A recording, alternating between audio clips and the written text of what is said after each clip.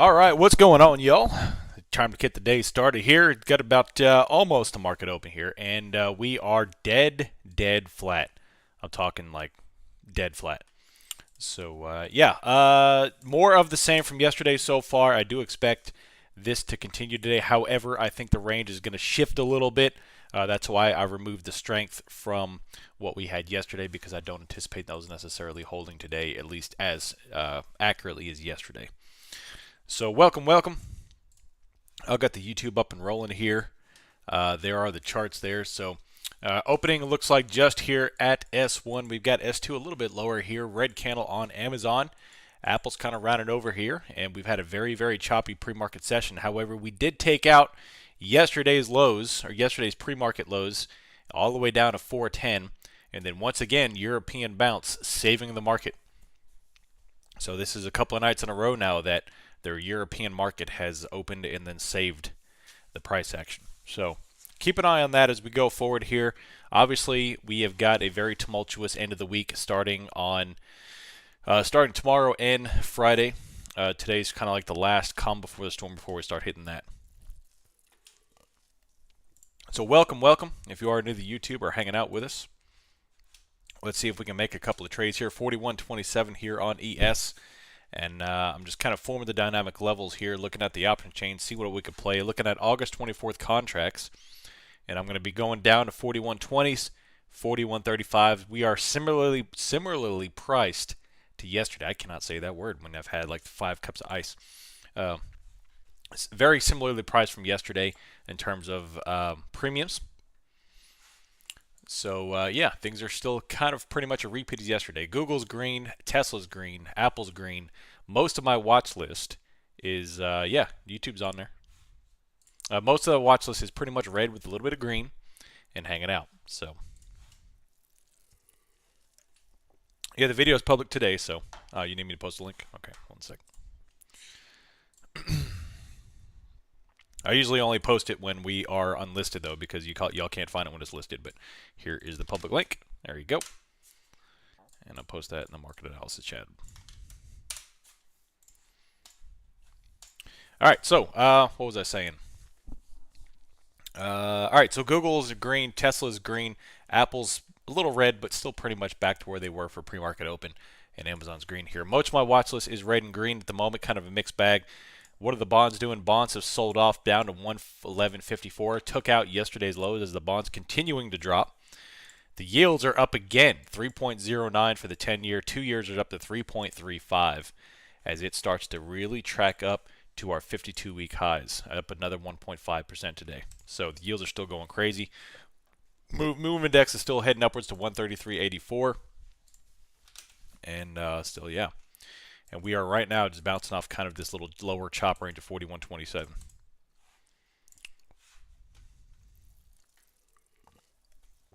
Morning. How's everybody doing? I'm looking at right now.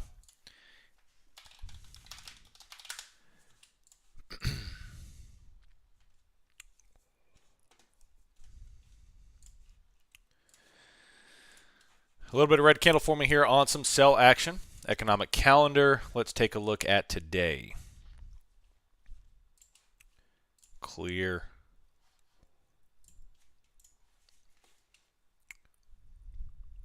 7:30, all that stuff is out there. So pending home sales here in 30 minutes. That's the big one here. But all right, there's another red dropping below Amazon. We're coming down to S2. Watch out for S2. That is a significant level, by the way.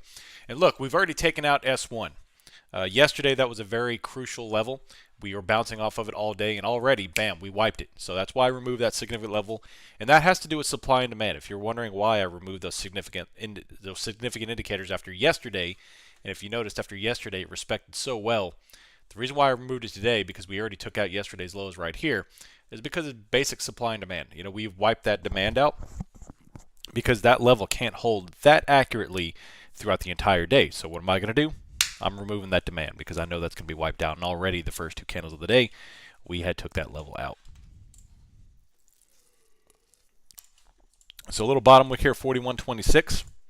Not too much action so far. Today very well could be a no trade day as we go into tomorrow. We'll see if we do break out and actually start making a move, but I'll see how things roll.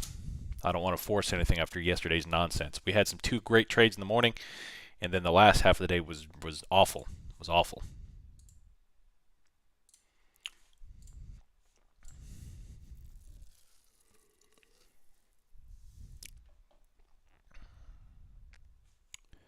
So yeah, let's see here. Is what you are doing now what we get on Tuesday and Thursday if we join your Discord? Yes, absolutely. This is exactly what we do. 4124. Just yeah. Will you be posting more educational videos on public YouTube like yes, yep, I will be doing that. In fact, what I've done is I did some research here, and I'm watching this little red candle down to S2. So watch this. Watch how this thing acts at S2, and I'll answer that question. Let me get back to here. So I'm looking at 41. I'm going to shift down to 41.15 contracts on puts. And let's see, they're currently going for $10.30. There's a lot of heaviness coming in here. XLF is bouncing green. So watch how we act at S2. Big red on Apple. In fact, Apple's the most bearish out of them all, which is unique for what we're looking for. 41.15. First bounce off of S2 down to the penny right there. Bam. So let's see how that really responds. All right, right there. Let's see. 41.15. 15 puts, but no entry. I'm just looking at them. Was there some indicator where you could paste levels into it and plot your own chart? Yeah. Yeah, in fact, blah, blah, blah created our indicator just for that reason. All right. So yeah, I've been doing some research. In fact, I looked on, I've always looked at Follow Dana Coling, especially, obviously, her book is pretty much our VPA Bible. But looking on her website or on her YouTube channel is terrible. It's all it is like hour and a half and 2 hour long videos of just data that's not very well organized, nor is it very well presented. So in my intent, being such a huge follower of what she teaches in her book, I kind of had a light bulb go off early this morning. I got done with grinding it out at fitness, and I was back home by 05, got my coffee. I started digging into a lot of her videos, and it's like it's very hard to follow her channel. So my intent is going to translate everything we teach here, and I'm going to kick off this series because we did the first very, very basic beginner surface level scratch of the VPA, and I want to start diving into VPA, going into pivots, isolated pivots, accumulation, distribution, all these things that we teach for that, and I really want to dive into that because I think that'll really help us. So be on the lookout for that over the next couple of weeks. And a Coling. So no, I mean I love her teachings. Obviously, this is what we do. Her book. I'm just talking about the way she presents her YouTube channel. It can be done a lot better. So that's all I'm saying.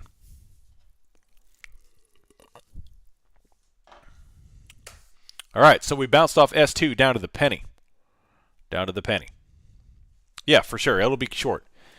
Trust me. Long videos like that, obviously in this instant gratification world, does not go well. So I'll be keeping things short and sweet. I'm going to try to cut out as much fluff as I can and made it super refined, trim the fat.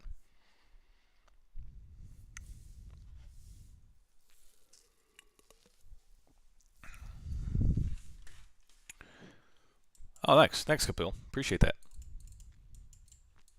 I'm glad you like that. So, all right. So very red on Apple coming down to. They just blew out their pre-market lows, and look, we just bounced right off S2. So, once again, I shifted yesterday. S1 was our strength. I shifted the strength down to S2 because I feel like demand was roasted, and bam, that's what happened. We shifted that demand down right here, and down to the penny we bounced. Yeah, go ahead, Starler. So, still hanging out here on the 200. No real big movement. I am monitoring Apple because Apple is very bearish, but all other tech is now bouncing. Although I'm not looking at Nvidia. So what are they doing? They are bouncing here as well. Facebook has put a new high, so we'll see what happens.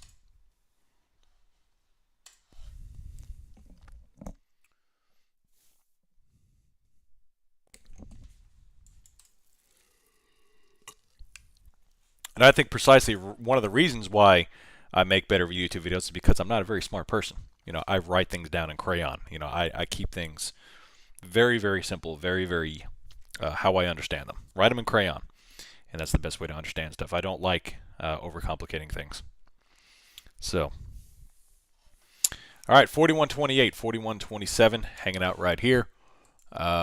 VIX came off to 23.68 after being up a little bit yesterday. We are down after a nice spike up to 24.5, almost 25 this morning, rejecting, coming back down to mid 23s.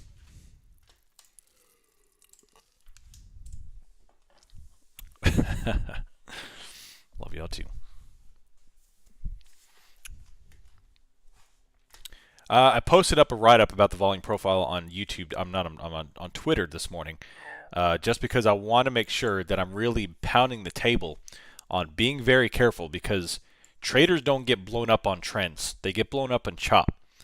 They don't get blown up. You know, eventually, if you are in a bear market, myself, like perfect example, me, and I'm definitely looking for downside overall in the long term, but we had a very bullish trend. So you play calls on the upside. You eventually realize, hey, this is bullish. You play calls. Or if you're the other way around, if you're super bullish and you see things selling off, cool, you'll play puts. Eventually you'll switch.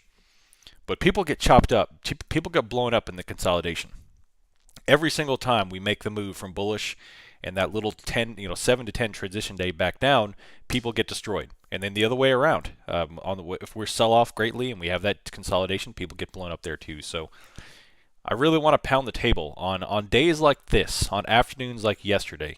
Don't trade. Like these are the times to chart, to analyze, and to sit on your hands. These aren't the times to be looking for 100% trades, 200% trades. So chill out. Let's wait for the big move, whether it's up or down.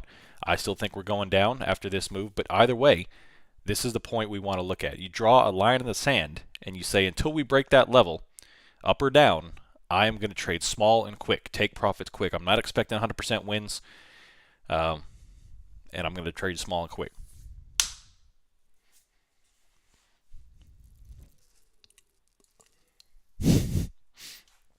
Viper killing me.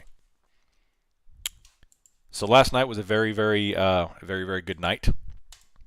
I downloaded Top Gun Maverick, and I was able to watch the intro. So I'm pretty pumped.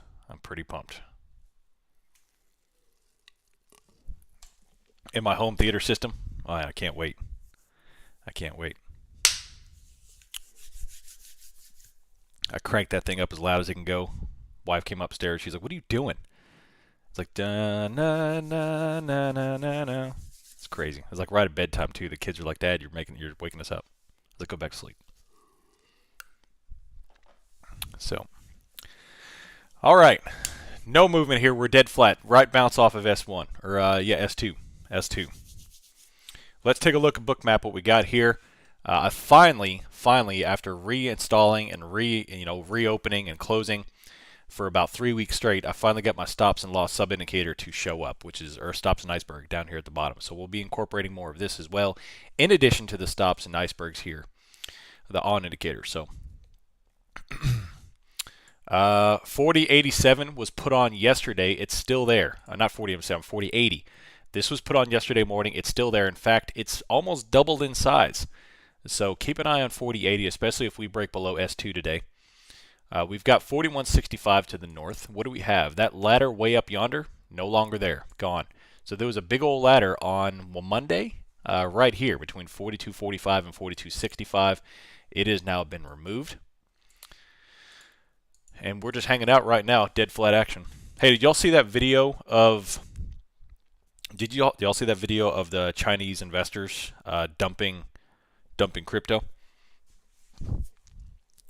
Just goes to show you how manipulated everything is. It's really an eye-opener. That is rhythmic, yes. That is rhythmic.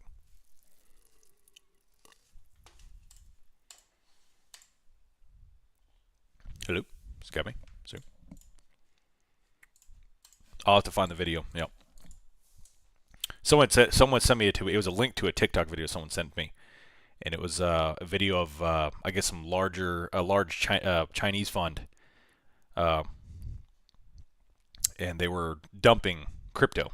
They were dumping crypto, and there was a screen of crypto, and they were like manipulating and dumping it like all together. They were dumping it, and it showed it just like tanking down.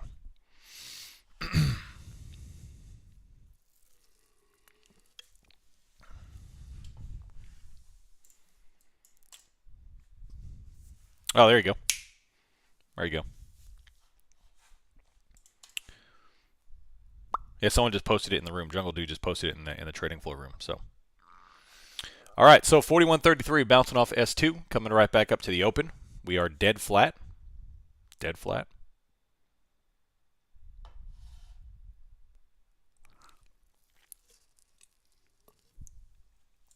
Taking a look at XLE. Once again, XLE is bullish up to 82.91. XLP flat. REC down. XLV flat. XLF bouncing back up of 33.94. XLK is oddly muted. So tech sector is oddly muted here. XLF is making this move up, causing this little pump in NAT in the ES, but top wicking here. So no real strength. The volume has already left the market. So the morning opening volatility was about a candle and a half, and then bam, gone. And we're just chilling. We're just chilling now. So yeah.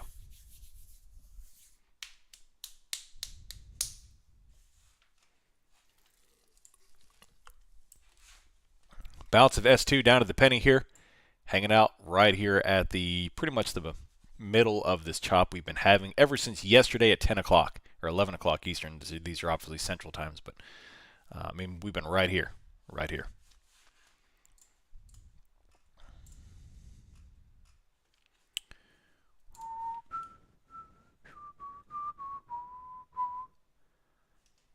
Let's see. I'm going to bring up the hero.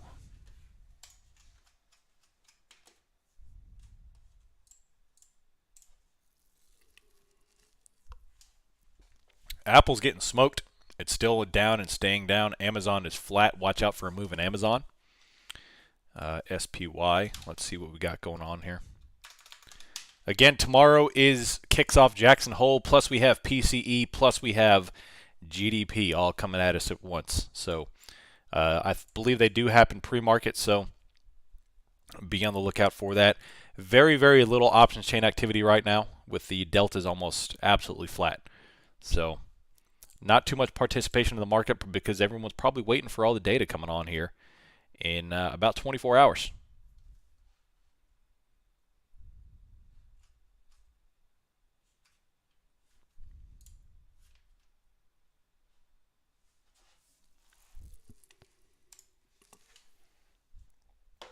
And right now we're just kind of hanging out in a little 3 or 4 point range. Not much going on here. Looking at the options chain, 41. I would, again, if you are going to trade zeros today, play tighter to the money. Play tighter to the money. On a choppy day like this, I would not expect a 40-point move. So don't be playing 40 points outside the money because you're going to get destroyed. Play very close. In fact, I would play at the money, if not in the money today on 0DT contracts, just to be safe. And then if we do manage to get a breakout, then you can shift your strikes a little outside. This all goes in the theme of constant risk management. You have to adjust your perspective. You have to adjust your strategy based on what the market's giving you. You can't force a ham sandwich when all you got is a peanut butter and jelly. So I just made that up on the spot. I'm sorry. So go with 41.25, 41.30s at the money. Go with 41.30s, 41.35s for calls to the upside here. So very close at the money. Am I planning on getting in some XLEs? Yeah, probably. Probably.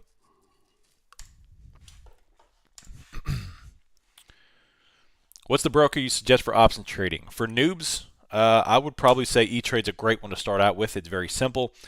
For long option, that's it. Once you get more advanced, once you start kind of expounding your stuff and getting a little more of larger strategies, bigger strategies, I would say go to IBKR.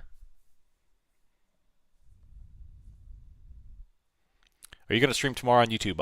I'll be streaming, but it'll be locked for our members. Tuesdays and Thursdays are just for exclusive members.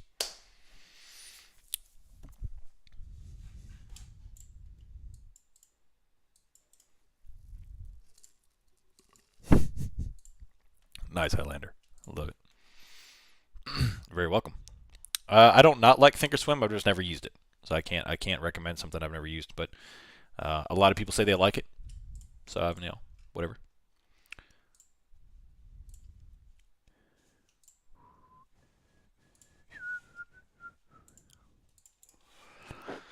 All right, what do we got going on? Is E-Trade free? Yes, it is. It did not definitely used to be that way. I used to pay 15 bucks a trade back in the day, and then it went down to $9.99, then it went down to $5, and now it's free.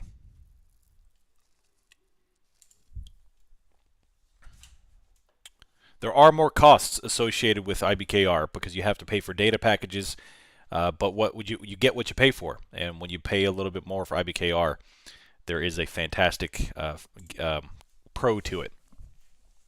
Pros. So I mean, you get instant fills. You get awesome, and especially if you depend. It also depends on how deep down the rabbit hole you go. I mean, if you want to trade global markets, you could trade everything under the sun. So it's pretty awesome. Obviously, you could trim it all back to your bare essentials, what you need for this. So very, very slow open. Just a continuation of yesterday. Not surprised by this at all. Bouncing off S2.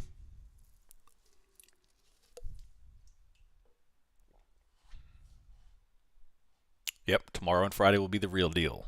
Real deal. Order filled. Data connection lost. 166.80 here on Apple. Coming down the lows. Negative. You could talk your way up and down, but you start out 65 cents, and then I've talked mine down to 50, and they won't go below 50 for me.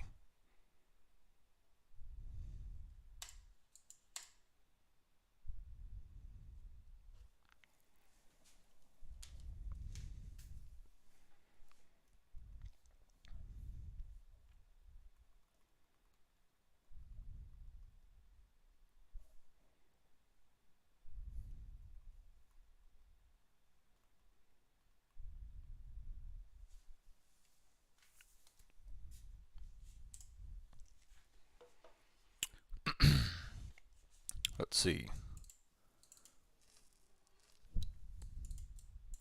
Third person nostalgia. Yeah. Any credit spreads today? Nah. Nah. Well, let's see actually. I don't want to be scared out of making money. So what do we got? How high can we get? 41.65. 41. Wow. That's not bad credit actually. Let's take a look at 41.65, 41.95. So a 30 wide, you can get $1.30 right now. $1.30. Someone in the institution just opened up a Strangle for $3 million.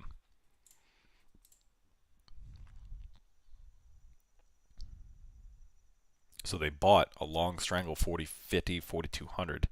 So they bought a 50 wide long Strangle.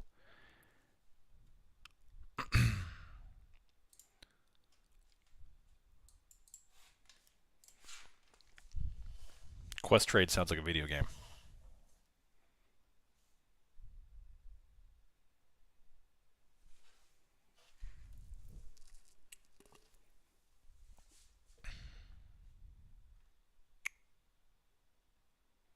Do you pay for live CME futures data? I do. I do pay for it. It's $4 for the ES and $2 for the Nasdaq. I do not have a link to my broker. I don't link anything to my broker. I want nothing. I want no hands to be in my broker chili. My broker chili is private. I do not want anything in there. I think it's to open yourself up to security issues. I'm a big OPSEC guy though, so.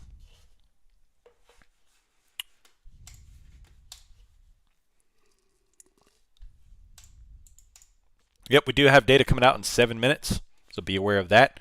I'm going to post the economic calendar for you all right here. That's Thursday. We want Wednesday, or Wednesday, and right here. There you go.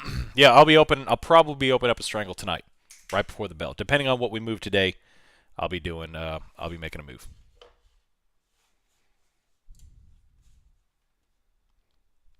How much minimum capital do we need to start as a newbie to trade options? Also, is there any PDT rule applicable for any non-US retail traders?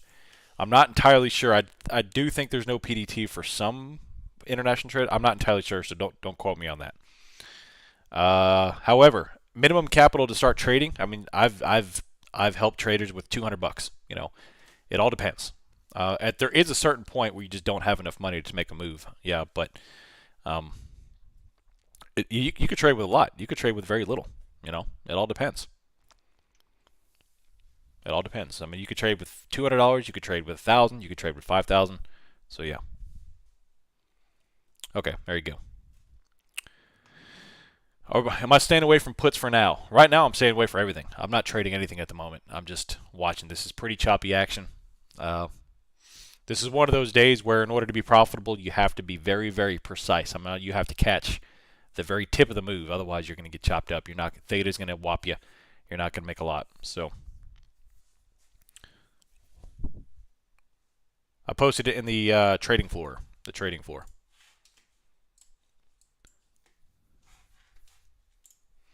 Apple's getting smoked. Smoke. Let's take a look here at 41. Puts, we are at 41.20. Puts, a little bit at the money. And Amazon's not moving. Apple's low, which may bring us lower here, but need to keep an eye on things here. Either way, I'm not in any hurry. We're not making too big of moves here. But we could here in 5 minutes. We got some data. Is there a difference between taking a strangle in the morning versus end of day? Yep, theta. Theta is a difference. Especially when you are in a long position. You know, long strangle, you're long on 2 positions, so you're getting double waylaid for theta. That's why strangles are a fantastic position when you're right, but they're a terrible position when you're wrong. Because especially in this choppiness right here, you have to be very precise with your entries. So I want to take it as close to the bell as possible. Close to the bell as possible tonight. That way, in the morning, hopefully with data, we've got a move big enough to make me profitable. That's it. And I minimize the effect of theta because I don't want to sit here and open this position right now and we have 6.5 hours of theta whopping my position. Yeah, tomorrow we got, I believe it's, let me see, I've got it pulled up right here. We have PCE and GDP tomorrow. PCE and GDP. So, where does the theta money go? In the liquidity provider's pocket. That's where it goes. Those who are writing premium, that's where theta goes.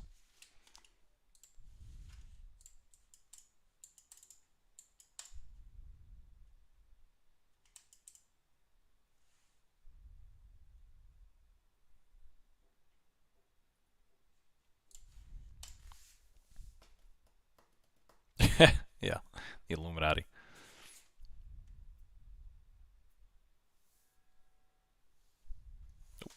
I got a phone call here. I got to answer real quick. Be right back. 2 seconds.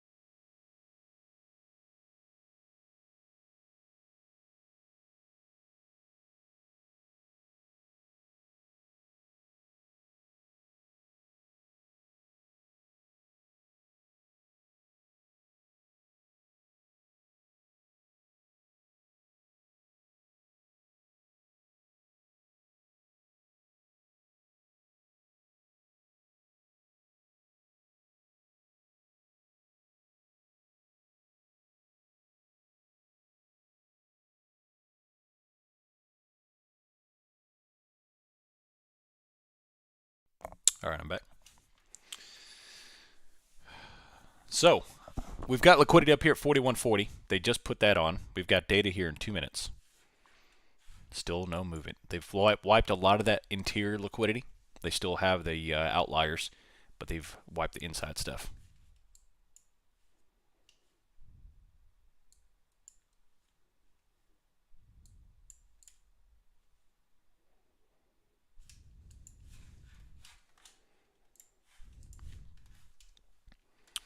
Want to learn option scalping? You're in the right place. You're in the right place. Obviously, scalping to me is the most least advantageous way to trade, but it's something you definitely want to learn because sometimes all there is to do is scalp. Yep.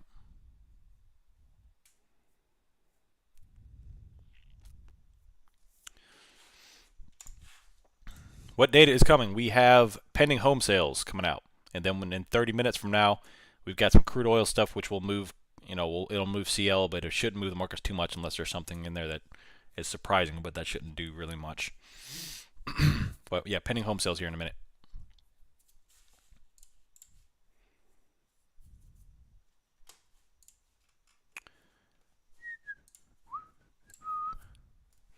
Your Tesla's going straight up. They're up 2.14 as people are buying into the split.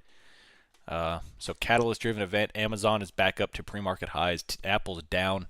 A lot of divergence today in the tech sectors. It is expected to be negative. Yeah, especially after the home data we came out a couple of days ago, it was quite negative as well.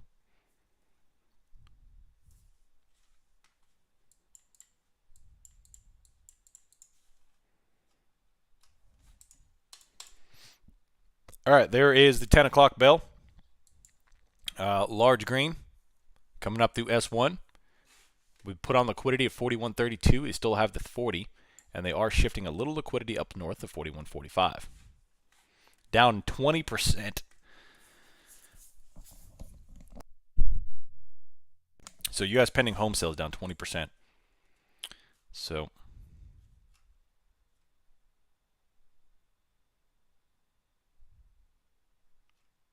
wow.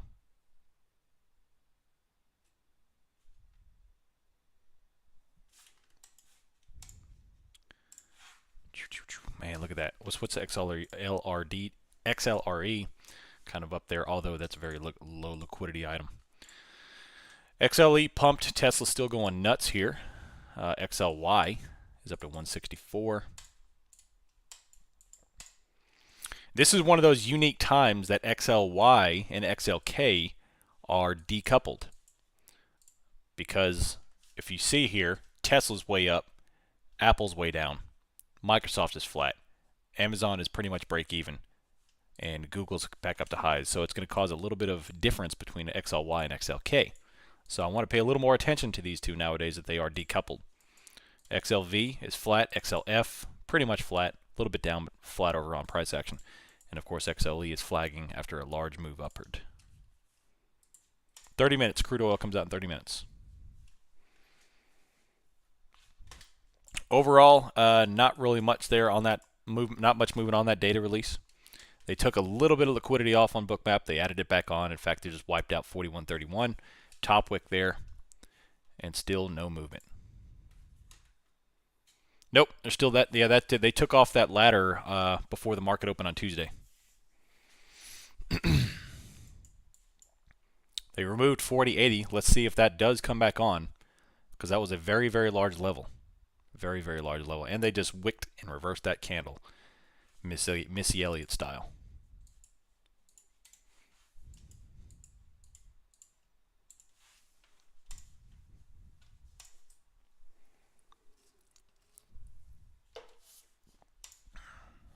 And dead flat.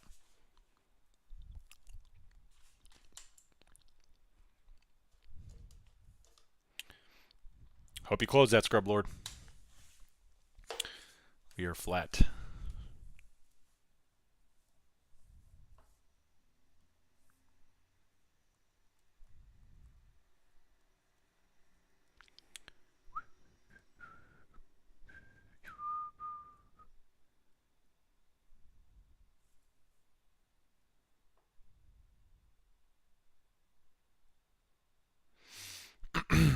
All right.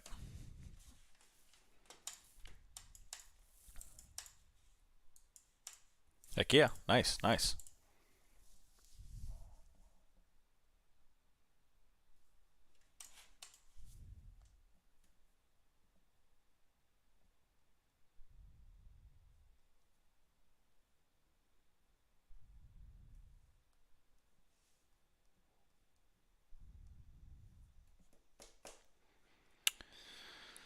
All right. Let's see what we can do here. Another red coming on down.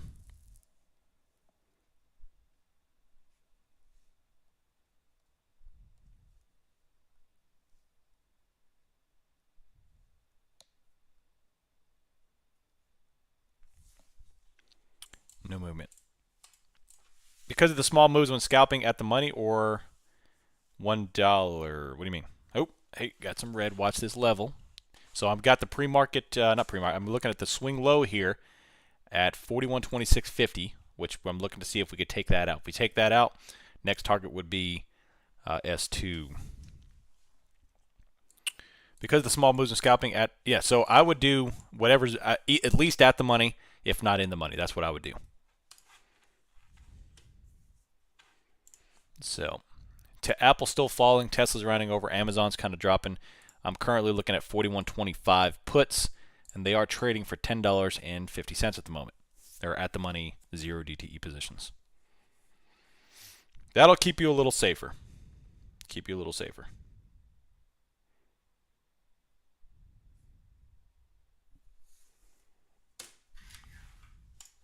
Nice, Florist. Well done. All right, SPX 41.25s coming down a little bit. If we drop through here, we might get a good scalp down to S2, but we need to break through this and hold.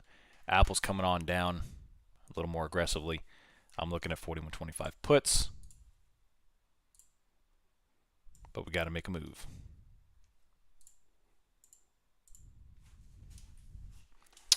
Bottom wick. Where do you find the support and resistance lines? I post them every morning in the market analysis channel in the Discord for our members. Is SPY good for 0 DT? Well, you could do that. Obviously, you can only do zeros Monday, Wednesday, Friday on SPY, where you can do zeros on SPX every day. But other than that, yeah, today it is Wednesday, so you could do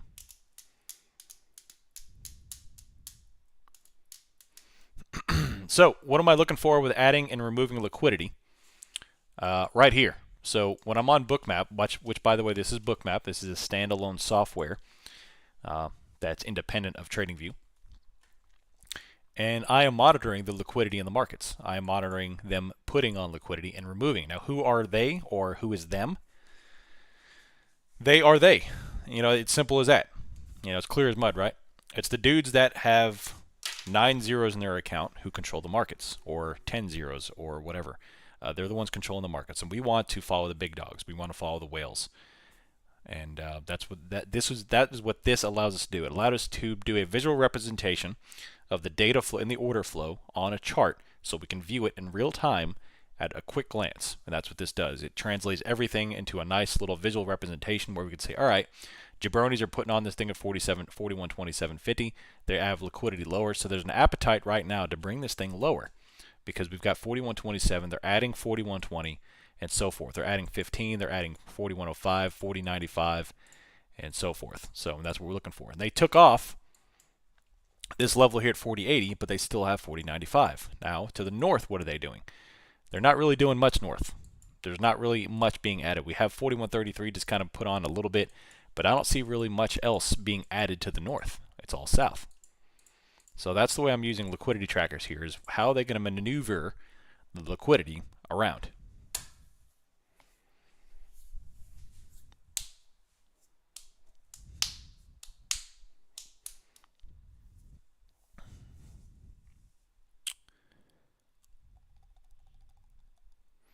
What do the little red and blue things indicate on your Bookmap? Good question. So what you see here, these red and blue numbers, are stops and icebergs. So these red numbers are the stops, and the blue numbers are the icebergs. Hey, big green candle here on no volume. Exactly. That's why I love Bookmap. It's a fantastic tool. It's very simple. It's very easy. Written in crayon. That's all I got to do. 41.32 bouncing off, still hanging out in this consolidation area. And we have got what's going on here. XLF is down. Google's still climbing. What's NVIDIA and Meta doing? NVIDIA is down, but looking for a bounce. And we're right back up to 41.33. Can you get a Facebook? Sure. Let's take a look. There you go, right there.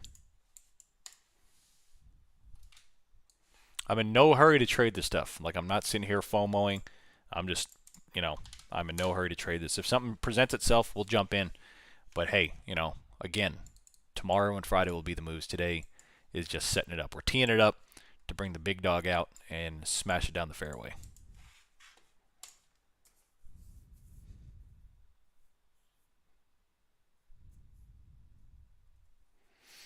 Got a little Red-A-Roni here.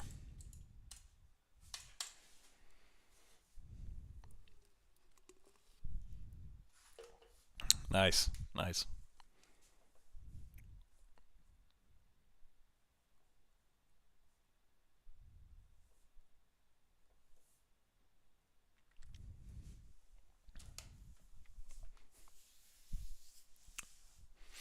Yep, we have Jackson Hole Symposium starting, and then we have PCE and GDP. Three things that will provide some volatility tomorrow.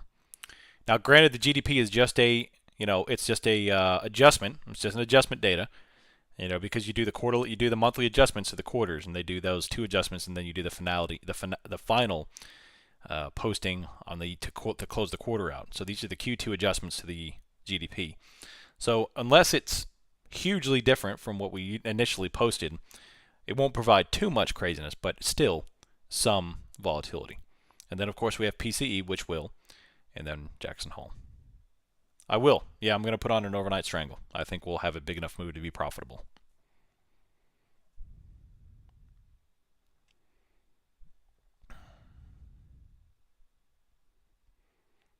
It depends on your strikes. I usually do 20 to 30 points out, so it depends on the strikes. Usually I can get enough movement to be profitable, but what a strangle is? So a long strangle, there's a difference between a short and a long. You're not doing a short strangle unless you've got a severely large account. So usually, us jabronis are just doing iron condors because you can't afford a short strangle. A long strangle is when you buy both a call and a put at the same time. And you're going to be doing different strikes. So in my case, I'd be doing a 30-point outside the money call and a 30-point outside the money put. So, all in all, giving you a 60-point range on a strangle. Obviously, your question is, hey, well, if I make money on the put, don't I make money on the call? Yeah, that's true. But your objective is to make more money on the winning side than you lose on the losing side.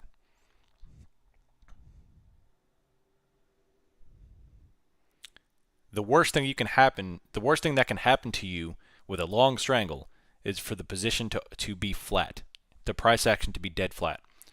So if let's say the market closes at 41.30 and we open a 41.60 call and a 4100 put, which is a 30 up, 30 down, and the market opens right back at 41.30 tomorrow, that position will get smoked. You'll probably be down 50 to 60% at the open. The best thing that can happen is that for the position to move very large way in one direction or the other. Doesn't matter. I prefer down because you make more money on the downside. But either way, you make money. So Microsoft is dead flat. They are wicking dead flat. Apple's at the bottom. Tesla's kind of flagging up there at 907. Amazon's slowly but surely trickling up. Google's at the top of their high. And we are right back up to our session high. $2 to $3 on SPY. $2 to $3. Liquidity on Bookmap is lower. We bounced off S2 to a penny. We've oscillating around S1 and trying to make our move up to R1. But what do you trade the most? I usually trade long options on SPX. That's by far and away. That's more than I trade on anything else. I also do futures as well. Most of my futures trades are I keep those to pre-market or post-market, after hours, whatever you call it. That's usually where I do a majority of my futures trades. The only time I really throw down futures trades is on a trend market, when I'm trending market. Now you can scalp futures here, yeah, but for me, this day and all, I don't really want to fight this price action in general. It doesn't matter what I'm trading.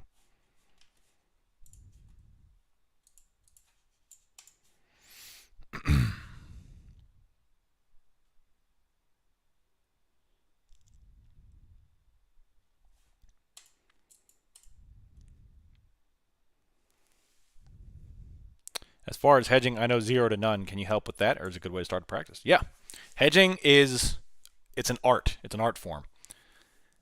Uh, hedging is the defense of a losing position or a potentially losing position.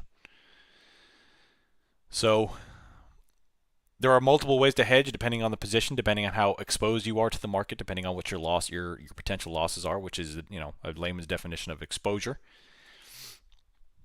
But you can hedge with long options, you can hedge with futures, you can hedge with credit spreads, whichever it is. Normally, when we talk about hedging, normally we're referring to hedging a credit spread. However, you can hedge anything.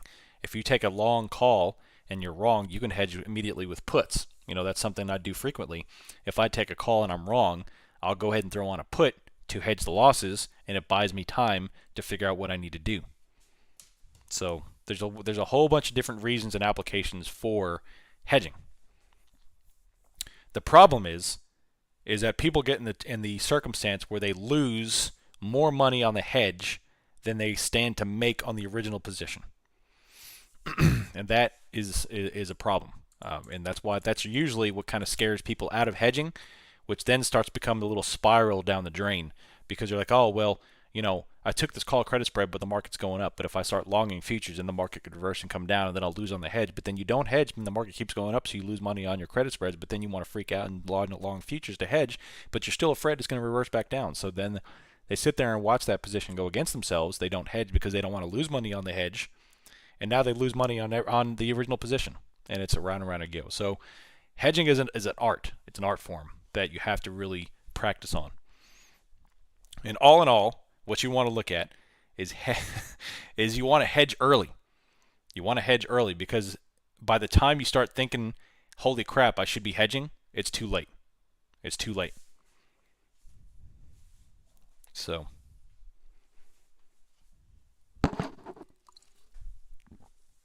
there you go. There you go. Most of my futures trades comes on IBKR. I still do some futures trades on E-Trade from now and again, but yeah.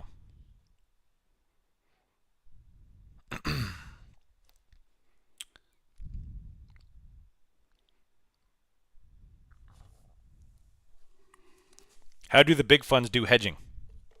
JP Morgan caller. JP Morgan caller. They put on that. I mean, that 3-part trade for JP Morgan is a hedge for their portfolio. I mean, it's a several $1 million trade, and it's in the form of short options and long options combined. All right, so look, let's do a little VPA.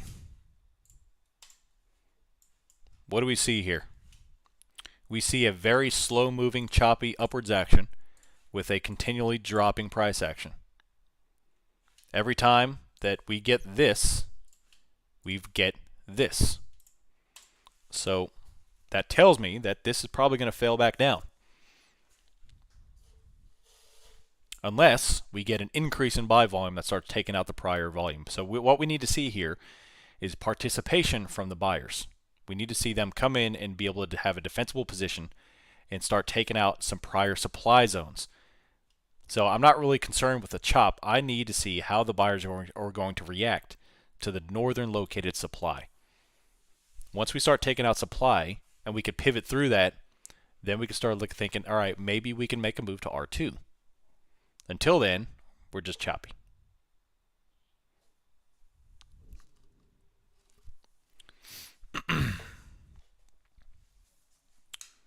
So Amazon's got our first red candle coming down. Microsoft has got another red candle. Google red. And Apple has got another red coming down the lows of the day. XLF is holding up there at the top of their day.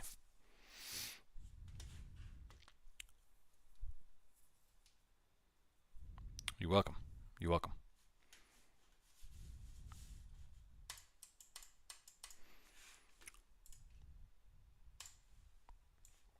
So here we go right here. NASDAQ is kind of pinning up here, and the VIX is holding. 23 just went to 23.51.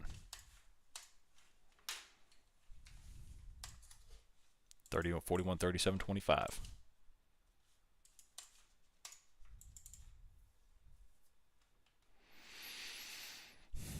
41.38, climbing up here on decreasing volume still, so careful here. Bam. And watch out, we have pre-market highs is right at R1 right there, so the dynamic level would be pretty much co-located with R1. And we got right there. Meta's coming up, big green. Nvidia is coming up here as well. So big bounce with Nvidia after they were pretty red this morning. Big green on Nvidia now. XLF is gapping up, and we just went 41.39. Liquidity was at 41.41, and we just ate through that. Big green candle. Look at that. Smoked it. XLF is gapping up, and everything is rotating up now. So now the buyers step in. So they just went with a higher buy volume candle. So the buyers are coming in to defend this candle, and that looks like a supported move. That's a pretty big candle right there. That thing came out of nowhere. Look at that thing.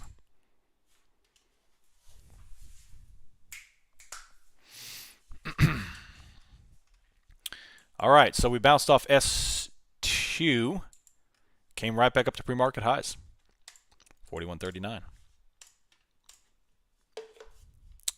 Yeah, I track volume on ES. Yep. I track volume on ES. Big buy volume came in. Highest volume of the day right there to defend that candle. Now it is top wicking. Let's see if it holds. Big bounce on Apple.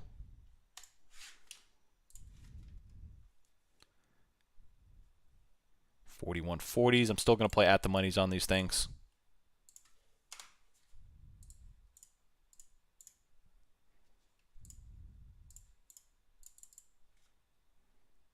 That's a big volume candle right there, so the buyer stepped in a very big way. Is there a why behind this? I see XLF rotating up. I see Apple rotating up, and that provided a lot of oomph into the market here. The bonds aren't really moving, but the yields really aren't moving either. So that was just a move in the market. I guess we had some seller's exhaustion right there. The buyers wanted to bring this higher, and that's exactly what they did, right to R1. And rejected pre-market highs right there.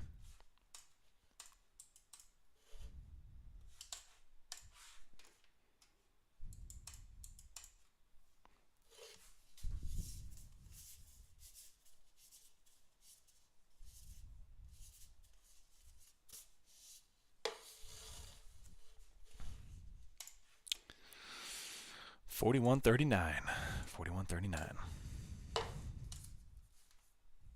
Probably, yeah, it probably was them. Yeah, or that guy in his dad's attic. He's back at it.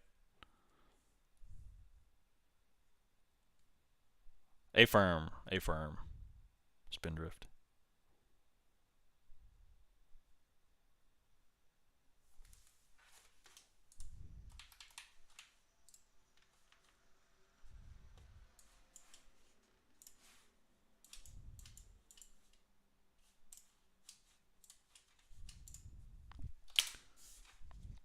So we are up here at pre-market highs.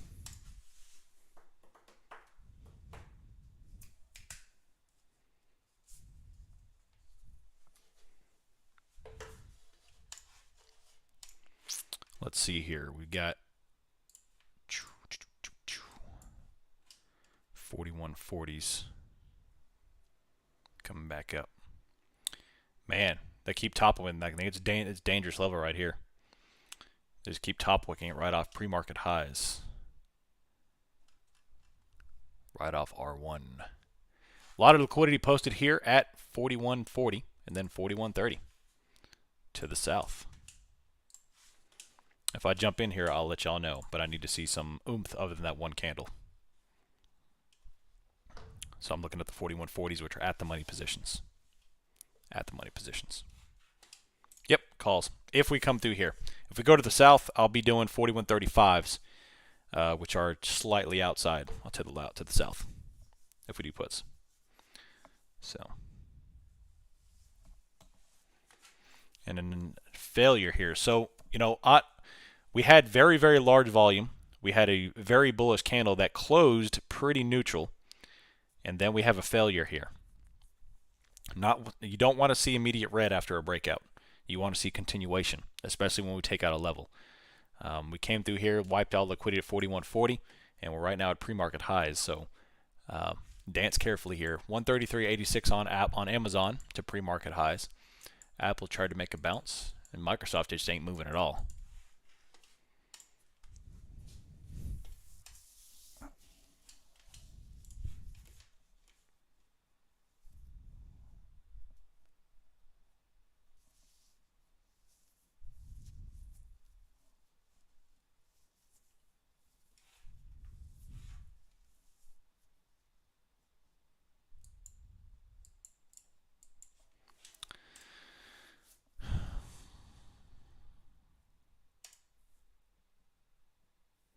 Yeah, so keep a close eye on Microsoft. If we can get them, and Apple for that matter, to come off their lows, we could put in a high here.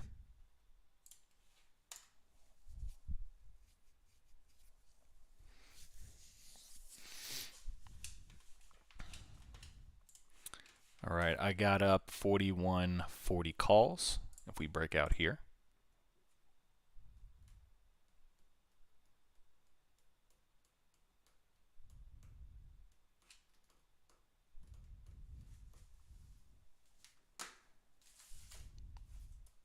Keep a close eye on Apple and Microsoft. Those are my two main focal points right now. Everything else is going up, and those are the two last lagging. Last to lag. Another top wick. Another top wick.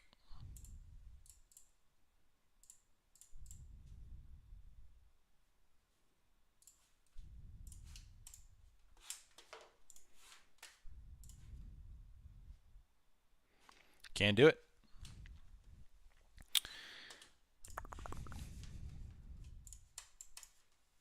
Can't do it. Overall, not much craziness going on. You know, we're right back to 41.40. So, what I'm going to do here is start looking around. 5-minute is super top wicky. 15-minute is just one big green with a top wick here. 30-minute. Neutral candle, 60-minute. And then we haven't put on a 2-hour candle yet, but we're just about to finish the first 1-hour candle, which is right meow.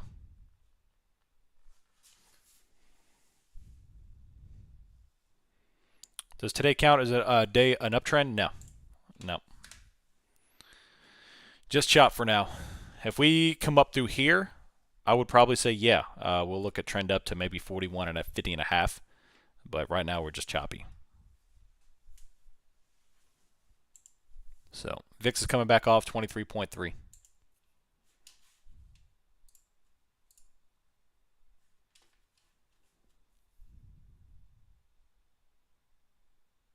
I did miss you, Brandon. What's up, buddy? Glad to have you back. 41.40. Looking at these trades. What can we do? What can we do? Man, I like Apple. I think we're going to go. It looks like we're going up. Meta's bouncing back up, just put a new high. Nvidia came all the way back up. Apple and Microsoft are the only two laggers right now. I've got $9.10 on the 41.40 calls.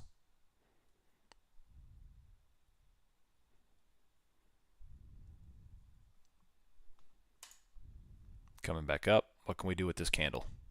I think we're about to breach here. I think we about to breach.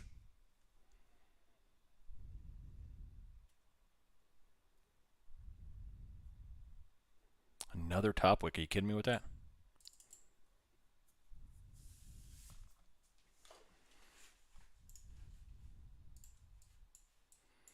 What do we got right there?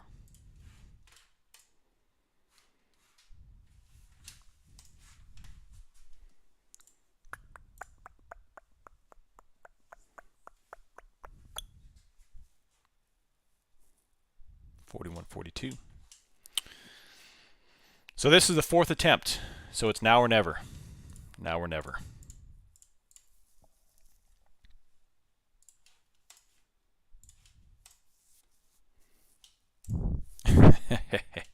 Yeah.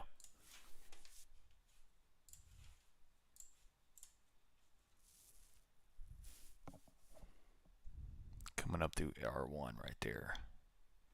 We've got liquidity at 41.50. Appetite higher. Apple is rotating up slightly. XLF is just gapping up and up and up and up.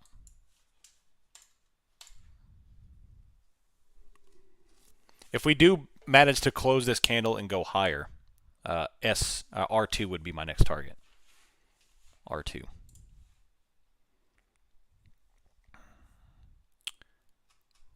But we keep top wicking. Dangerous trade right here.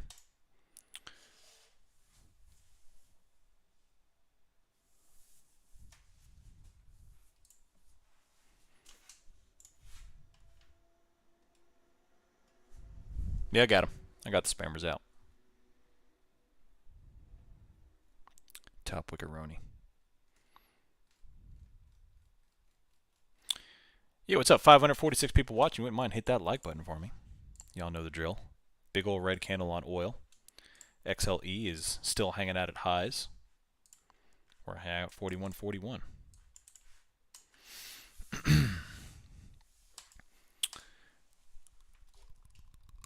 So another big top wick, and they're defending this position again.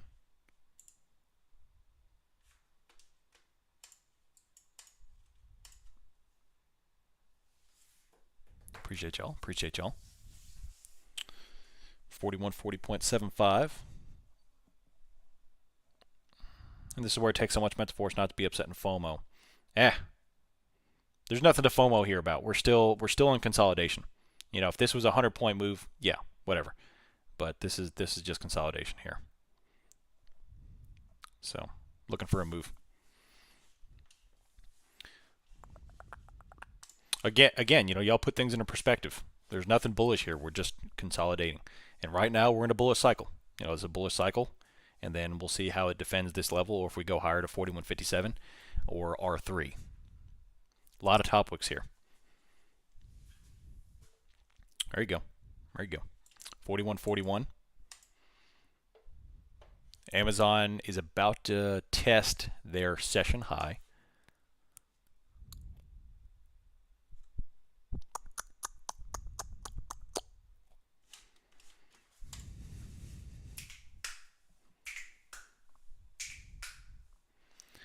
Apple and Microsoft, to monitor them closely. If it goes up, we will pop up to at least R2.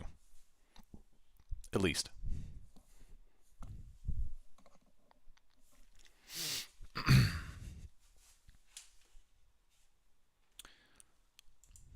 Ain't nothing going on.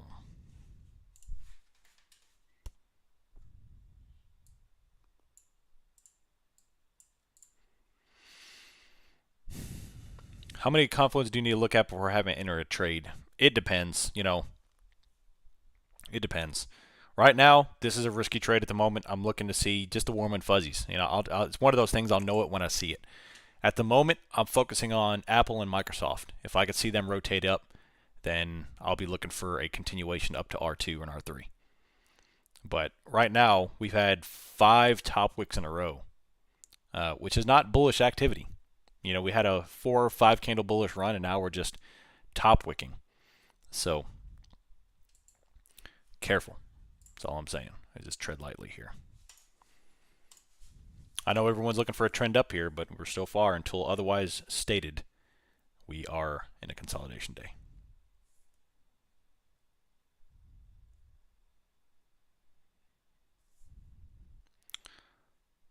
So Biden is freezing student loan payments for 4 more months.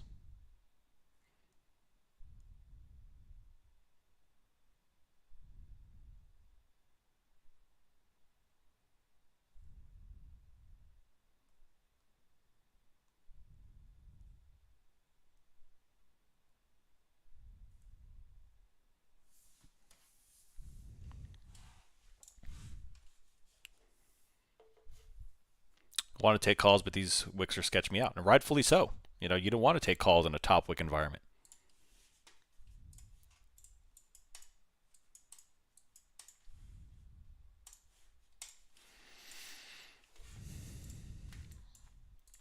So 41.45 liquidity is gone. They've got 35 and 30. Otherwise, overall, not too much going on.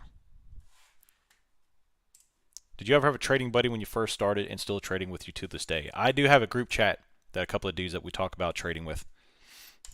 You know, a lot of them, you know, they're obviously, some of them are doing some penny stocks and having fun with it, and some dudes are a little more serious. But yeah, yeah.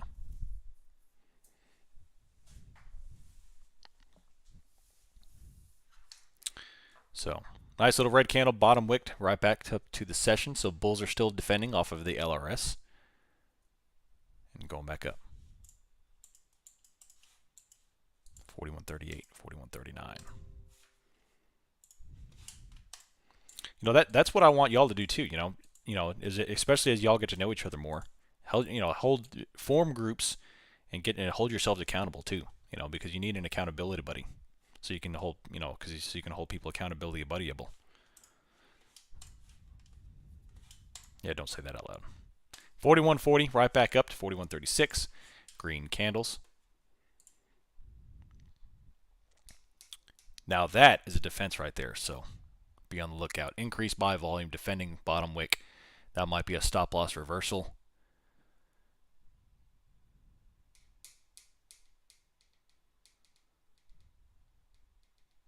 XLF is just going nuts. Eventually, I think this might be going higher with XLF action like this.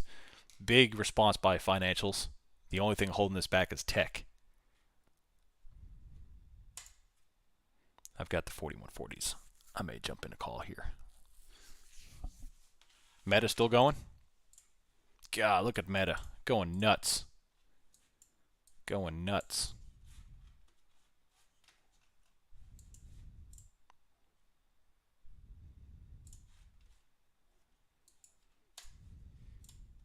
Man, oil's falling off the face of a cliff right now.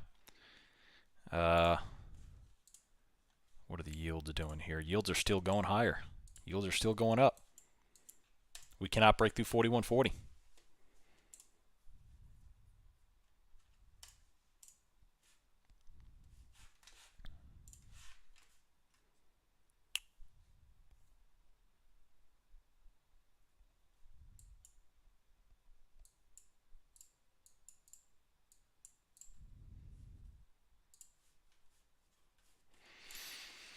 Another top wick. Look at that.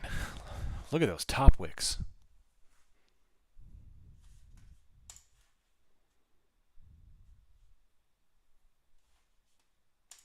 What position of your portfolio, what percentage of your portfolio do you max out for a single trade?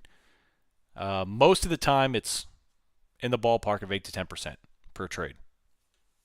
For scalps, you know, 2%, 1%, 3%, all depends. Larger swing terms, I could go longer swing trades. I can go up to 12%. I rarely go over that. It's just too much for one trade. It better be some pretty high confidence stuff to do 10 or 11%.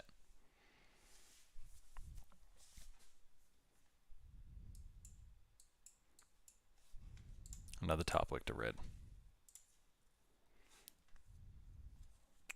So I would give this another 6 minutes or so before the bears will bring this back down.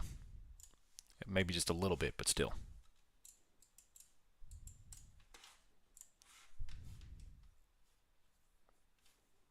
That would be right at R3, Mohammed. So you probably, if we do go higher, that would be my target.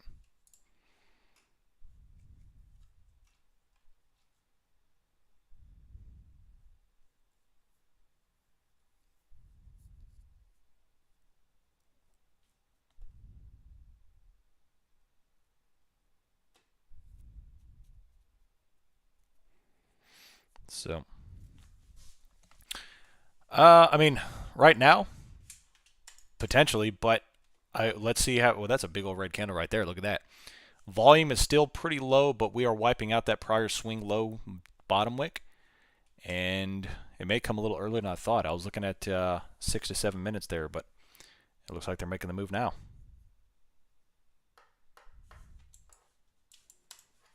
Wow. So Amazon's red. Watch out for Apple. Apple's coming on back down. You see this stuff? This is the issue on scalping. Works amazingly well on clarity and trend, but days like today, you got to be very, very precise. And this is kind of where you start getting like mental exhaustion, especially if you sit here till 1 o'clock in the afternoon and you're sitting there trying to time trades and bottom and top and make sure it's like it's not the best way to trade. It's not the best way to trade. Yep, gotta wait.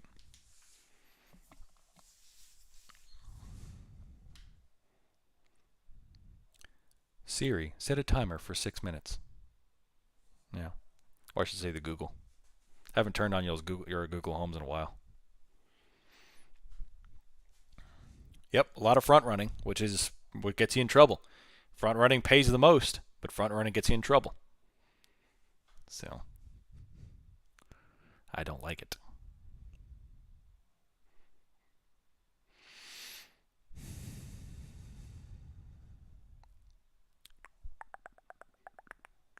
$41.35. Double red on Apple.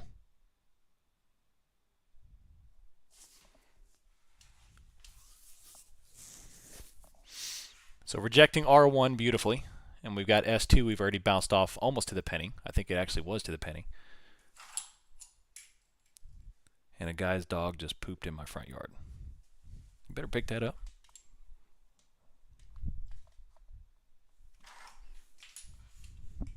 All right, just picking it up.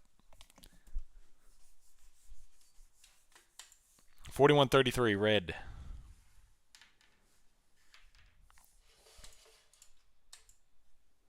All right, what we got? Microsoft is red.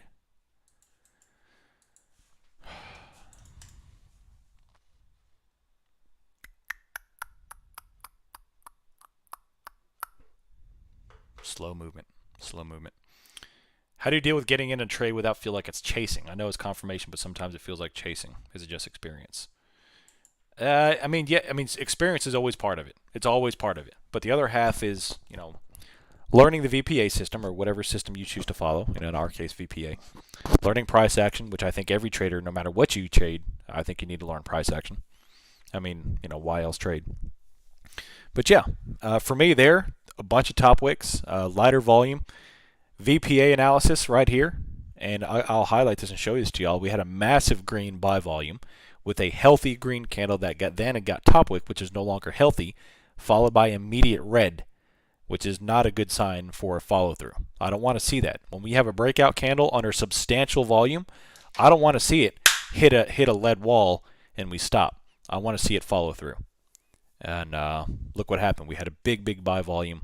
We had a big green, and then we had 1, 2, 3, 4, 5, 6 small top-wicked candles on the 3-minute chart. All while the volume had cut in half. So, to me, right there, that's a first red flag for calls. Now, I was still looking because if Apple and Microsoft rotated up, then I was going to throw down on some calls and probably hopefully go up to R3. But obviously, that's not what happened, at least not yet. We came down on the 8. Now, in addition, that is market awareness and volume price analysis. So right there, I just explained what I was looking for from a market awareness standpoint and what I was looking for from a VPA standpoint. Now, going from a technical analysis standpoint, right there, I don't want to see us retrace through the 8 EMA and come down through the 8, 21, and the 34, and even pop the 50 simple moving average. The 50 simple moving average is a last line of defense from a technical analysis standpoint on a scalping lens. So the fact that we had a strong breakout that was immediately halted, and then we immediately came back and popped the 50 simple moving average from a technical standpoint is not what I want to see for calls. So all three of those things are not good criteria for wanting to go long. Now, when you are trying to play a breakout, let's say you did not enter because we bounced off of 41.26 and we went all the way up to 41.43. So that was approximately a 15-point move. A big move for a good consolidation day, but overall not that big a deal. So when you're buying at the top or you're buying a breakout, you have to be very clear, and you have to be. There's one thing to front run a reversal play, but it's another thing to front run a breakout, because when you're trying to play a breakout right there, like what I was trying to do, you got to be very careful because it's very easy to reject supply and come back off, and that's precisely what happened to me. If I took calls, I would have got smoked, and I would have been getting more bad DMs, and would have made some people mad. So you got to be very precise. I would be more apt to front run a reversal trade than I would a breakout trade, because breakout trades are very common to do exactly what just happened right there. So, VPA, yeah, there we go. Blazing answered that. So yeah, we are starting the volume price analysis series on my YouTube channel. After I post a couple of videos, I intend to reach out to Anna Coling and see, if she'd be willing to come on. I mean, I've got twice as many followers as her. Bazinga! Just kidding. But yeah, we did part one a couple of days ago, and now we're going for part 2, 3, and 4, and however many we can do.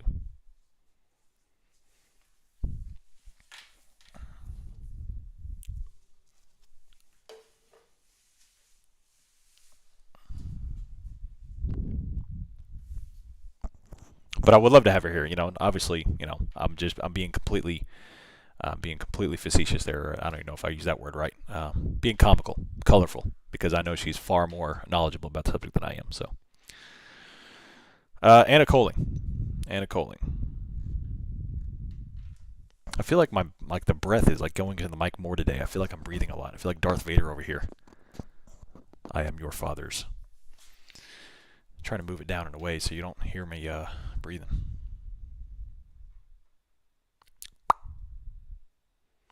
You mentioned you did part 1 of volume price analysis on YouTube. Apparently I need to do part 1 on how to talk. Where can I find those videos? Yeah, so if you go into my educational series on YouTube, you'll find all the videos I post in here. I'll give you a link.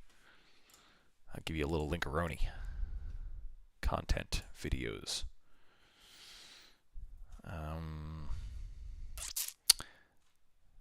Understanding VPA. I probably need to rename that video like part 1 or something like that. But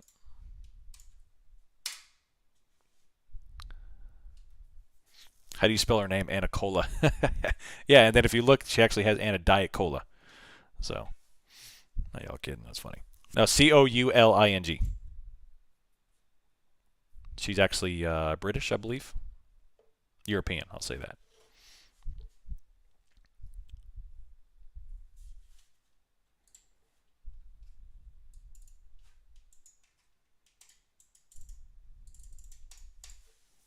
Facetious, word of the day.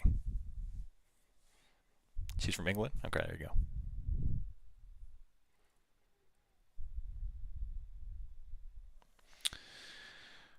go. Why didn't I take a put at S1 rejection? Honestly, I'm not too crazy on jumping in this action right now. I'm waiting for, I've got 2 great profitable days this week. Today, I said before the market opened here that I expect today very well could be a no trade day. I'm in no hurry to jump in on this stuff. So I'm looking for a good high confidence move. And right now, there's a lot of unknowns and a lot of gambling nature. And I'm just kind of hanging out. If I see a trade, I'll jump in.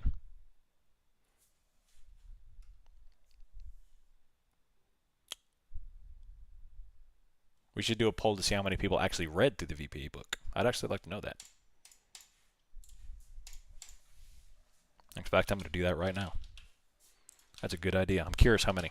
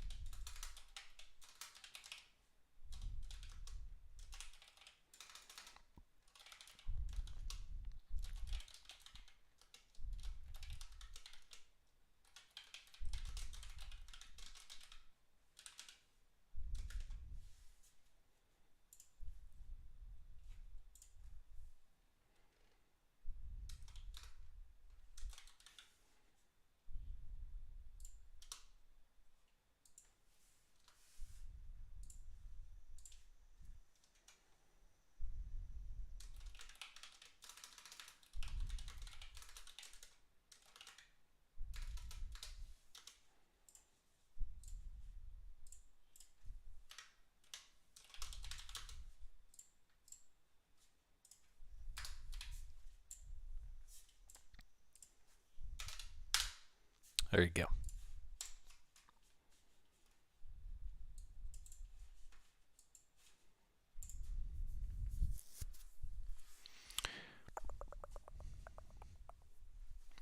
What is my average growth per day? We talk about a normal day, not.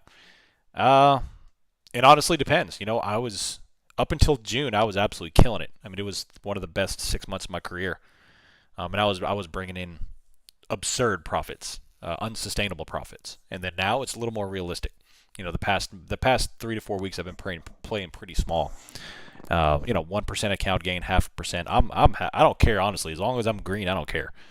I could care less if it's a dollar or 2%. So I've been doing those long enough where as long as I close the day green, I'm good to go. But it all depends on the market. Some days I turn the risk up, some days I turn the risk down.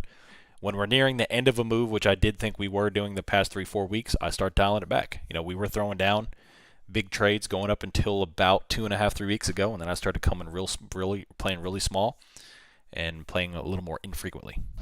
And then when we start to sell off, I'll play bigger again.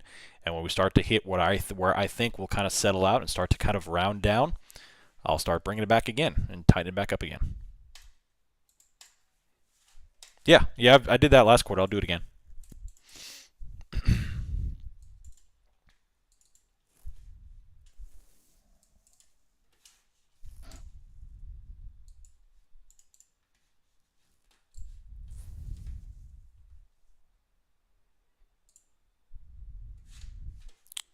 Bookmap. This quarter's curve is like the first half started out really strong, and now it's definitely more flat because of just I've been playing a lot smaller than I was the first 6 months.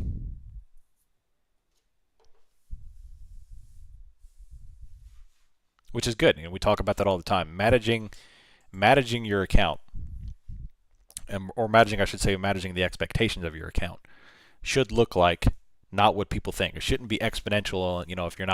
If you're not killing it every day, you're losing. It's what I look for in my account is flattish to slightly uptrending growth for about 3 to 4 months, and then I have one month or 2 weeks where it goes nuts upwards, and then another 3 to 4 months of just flat / slightly upward trending, and then so on and so forth, and I repeat the process. Now, we were very fortunate where from December until June, there was a lot of huge upward moves, followed by one quick downward move in March, if you all know what I'm talking about there. But it's been a lot of huge upwards moves because we've had insane moves for the past 6-7 months. I mean, talking 100-point, 200-point moves intraday, 600-point sell-offs, crazy stuff where you make a lot of money. So, how many of us have the hoodies? A lot. We sold a lot of hoodies last month or so. Anyway, we're right back up to that little 4140 area. Not much going on. We have 30 minutes until UK closes.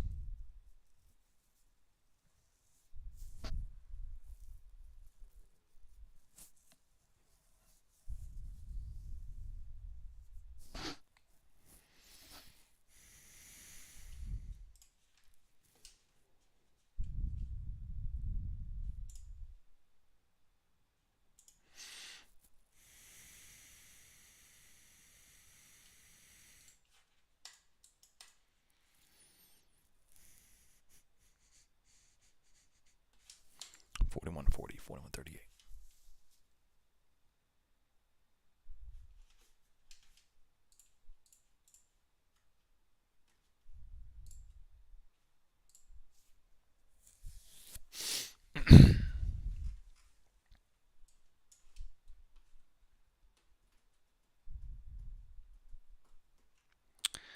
And back to flat here. Not much going on. We're up, 7 points on ES?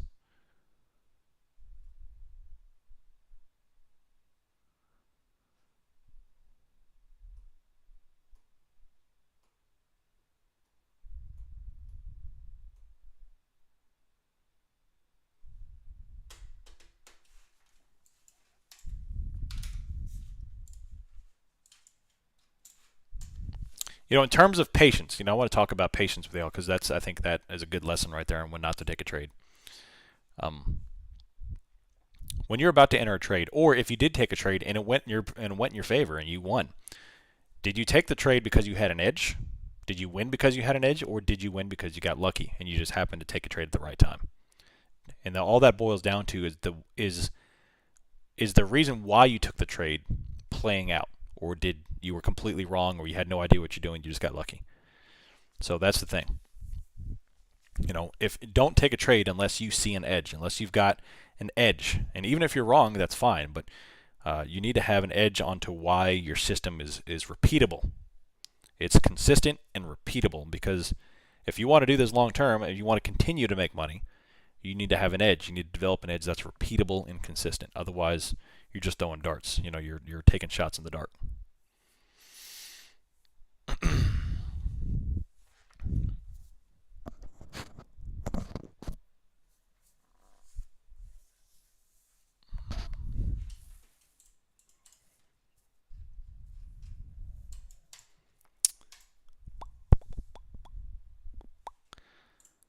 Man, the yields are still spiking. Look at that. They're still going up. What are the bonds doing? Big sell-off in the bonds from yesterday high 113.46 to 111, about to breaking down to 110s. Coming out to the daily chart. Man, what a move in the bonds. Gah.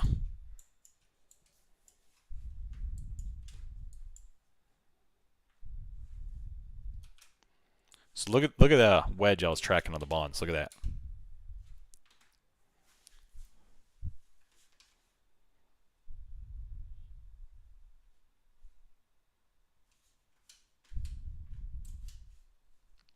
Apple's about to put a new low for the day.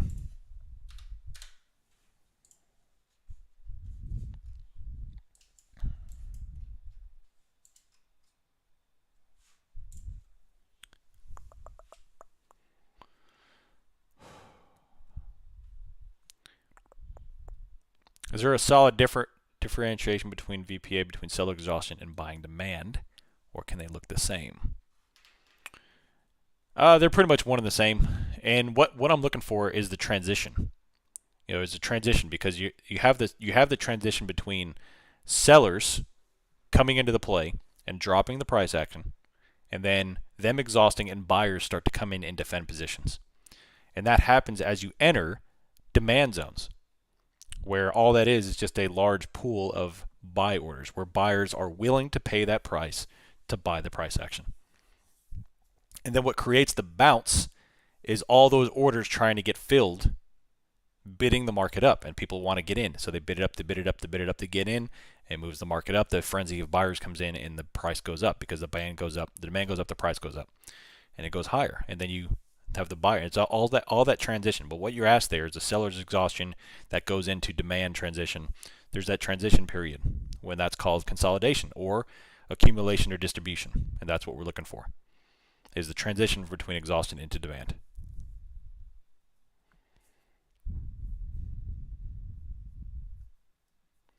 Very welcome. So we're starting to put in a couple of trends here. Lower trend line is on the money. On the money.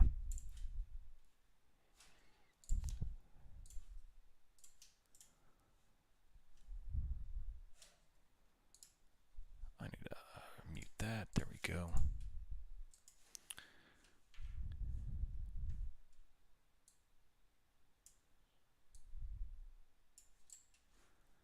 Here's what I've got for the 3-minute trend. Upper and lower trend, that's what I've got right now. Am I entering calls if we breach here? I need to see a lot for me to take calls up here. Right now, Apple mainly is what I need to see, but there's a lot of weight here. Overall, we're it's choppy. So there's nothing crazy here.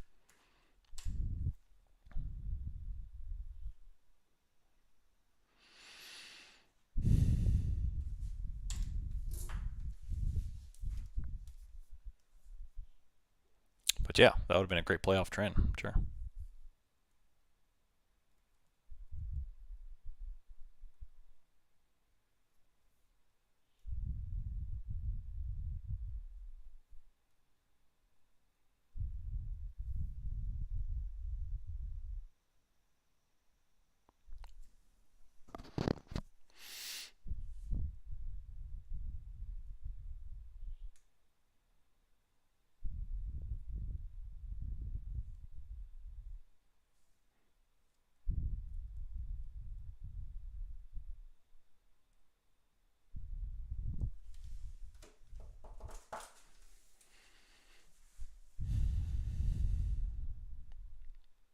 Have you looked into the TDW add-on for Bookmap? I haven't. I haven't. Membership Discord voice only, or has video too on Tuesdays, Thursdays? It does have video Tuesday mornings. So Tuesday, Thursday mornings we do have a video, YouTube video just like this, except it's locked for them. But the afternoons, no, we don't. Unless if there's something crazy, if there's something crazy going on or a big volatile event, we'll open up the video again. But most of the times.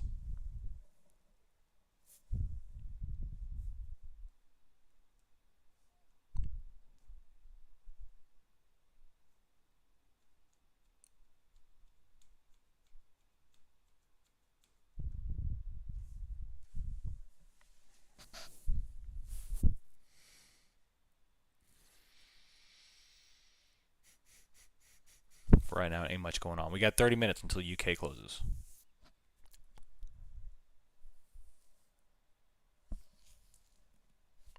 Yeah, we'll try. I don't know how effective today's scalping session will be given this price action, but we'll try. Yeah, we'll throw it. We'll at least give it the old effort.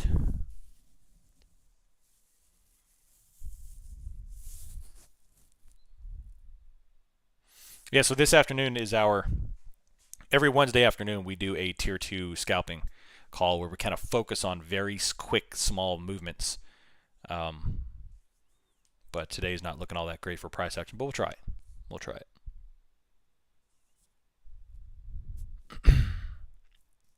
No, not really. We have a bond auction later today, but that's it. What's my take on the macroeconomic situation? How bad will things get between now and the end of the year and into 2023? Do you think we'll see pre-COVID levels on SPY? I do think we'll see pre-COVID levels. I do, and below.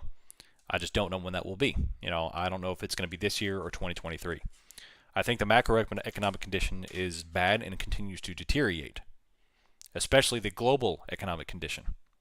And I think that is heavily perpetuated or not perpetuated, but it's definitely evident in the increasing dollar. The DXY continues to rage, which just shows you that the world is devaluing global currency and putting a high demand on the US dollar. Just because if you look around, the incredible inflation rates around the world are outrageous. CPIs around the world is absolutely outrageous. I believe Argentina, their CPI was 67% around the globe, especially in the Asian economy is not doing so hot as well. So there's a lot going on. And I think, the chickens will come home to roost eventually. I'm not going to be foolish enough to try to call that top.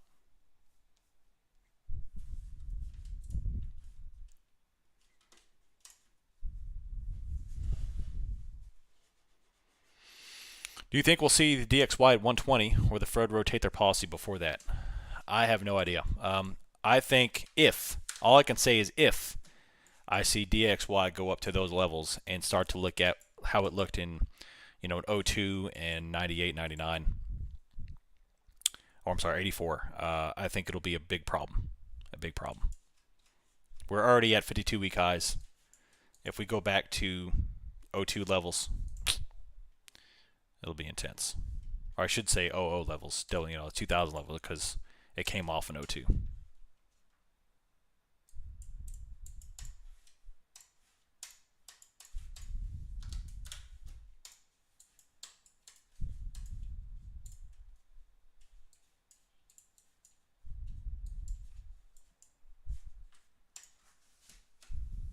I mentioned a 4070, 4125, 4135, 4190 iron condor for Friday. So that is let's see, we're at 4138. That's an at the money wider iron condor for Friday. Thoughts on that?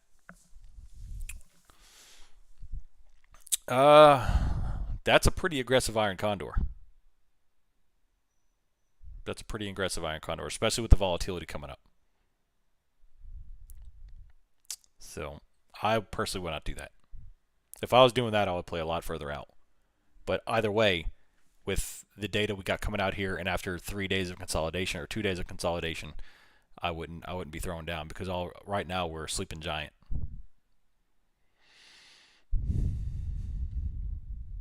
That would have been beautiful for yesterday and today. Maybe still not that. That's a little too tight for me. But Not for tomorrow and Friday.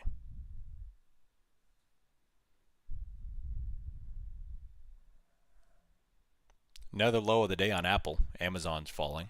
XLF is trying to come off. And we were rejecting R1 for like the 18th time. I do think we'll have a bigger move, yeah. I do expect volatility coming up on Friday, Thursday and Friday.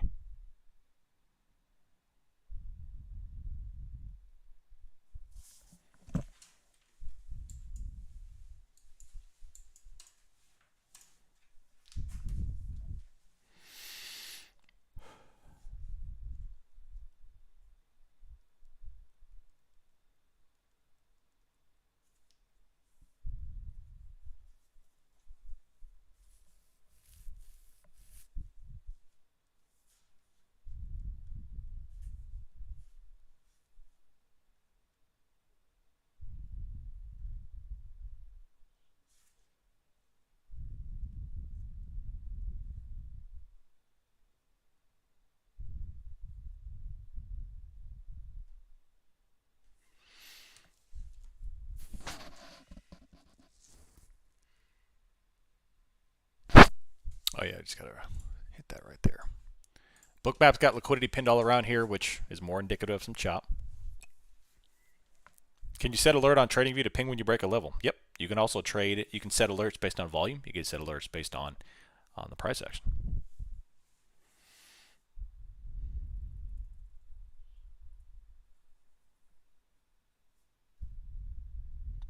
It's looking like that, Brandon. Yep.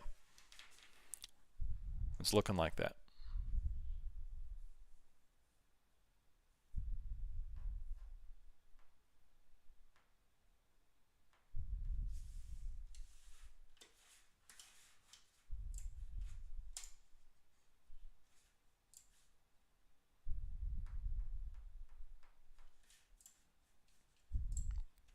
Man, oil went nuts. It went back green. XLE is still hanging out the highs.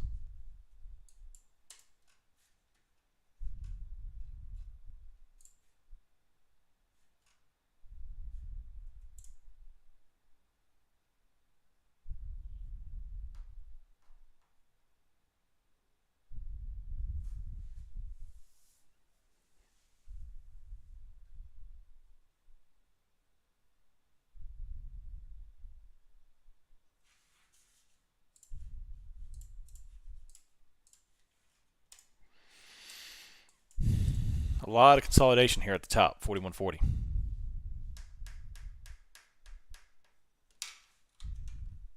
And nasty price action on the 5-minute.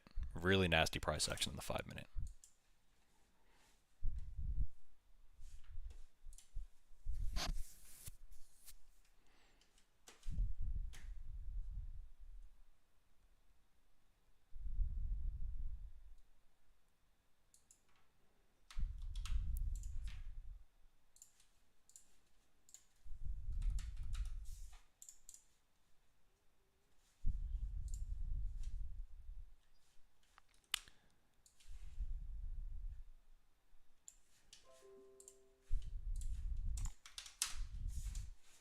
All right, there's a 5-minute chart right off of R1.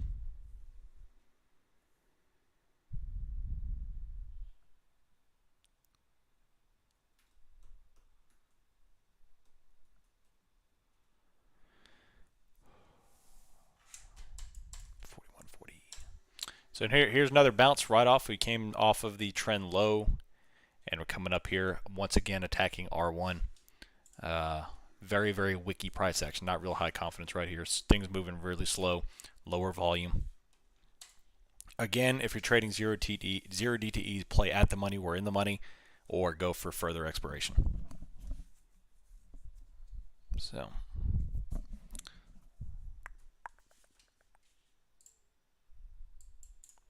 Yeah, Apple just put in a new low 2 candles ago. They put in a new low. Microsoft has really not moved off of their side at all. And yeah, that's it.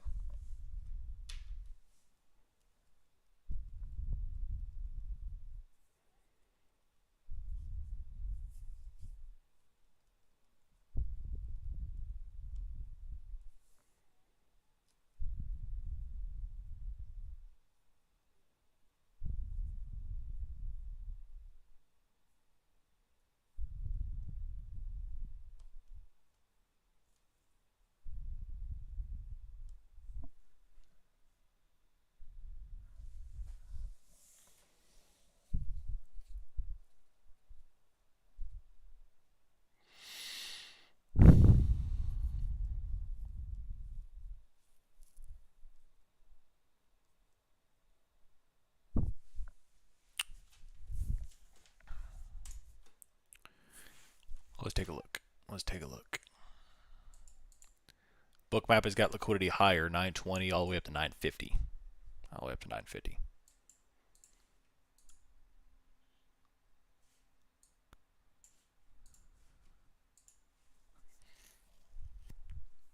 They added 4150 here, even more, and we are testing R1 again.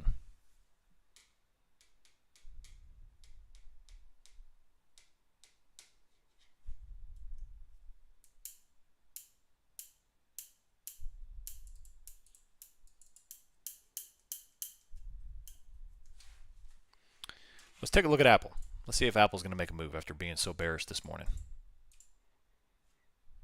Short-term stuff, they've got 167 on deck, 166 and 165. But 167 is only 40 points up. There's not really much appetite elsewhere other than that they have 166.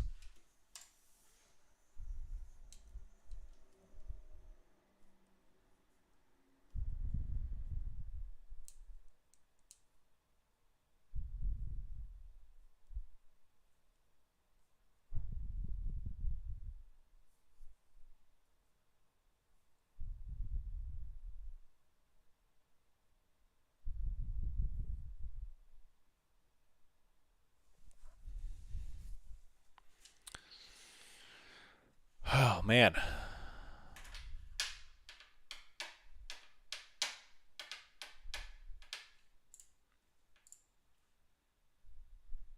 My girlfriend told me to get Netflix calls this morning, but I didn't. She's going to kill me later.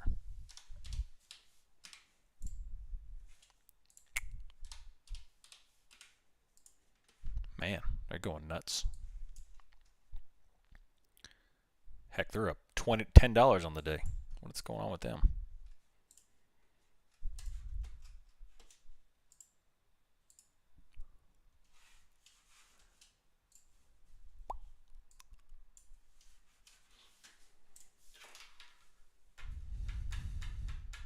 No positions right now.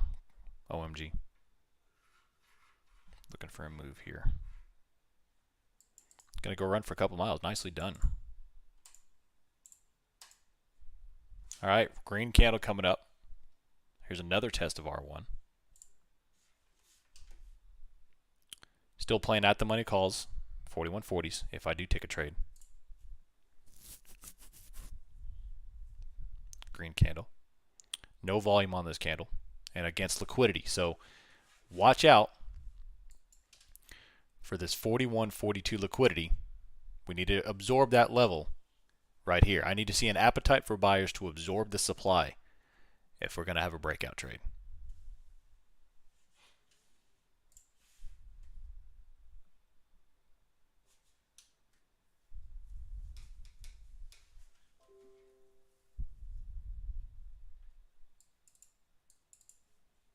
One second. I don't want to switch off this chart just yet, but I'll check it. I'll check it.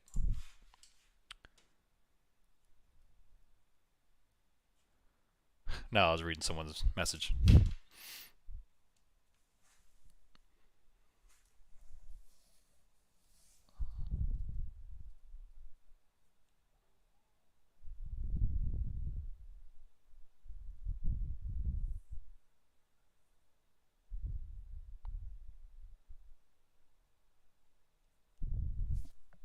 Big green right there.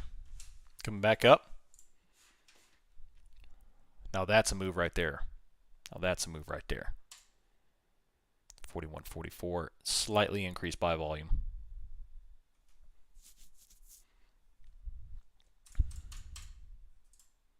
Bam. All right, took a banana trade right there as a scalp on these 4140s once we absorb that level. But we'll see how this kind of plays out. 4140s. Coming up to 4147. We got green across the board, large increase in buy volume. And I'm already going to scale out of this position. $12 right there. All right, scaled out there half at $12. 41.48 going higher. So watch, now that we broke out of this squeeze, watch for R3. Watch for R3. We squeezed out of that level after a lot of consolidation. We took out a lot of different levels. We took out yesterday's afternoon high. We took out pre-market high. We took out the absorption on whatchamacallit, on Bookmap. And now we're squeezing higher. So great opportunity to ride out some momentum here. So, bam, going up even higher. Excellent. Come on, baby. There's 37% right there already. 41.50 and climbing. Beat you on entry, exit almost faster. 25%. Nicely done, hip hop. So, there's R2 just above us. They just ate all through that liquidity. All through that liquidity here at 41.50. Let's see if we got 41.55 as Apple is rotating up. XLF is up and going up. Excellent.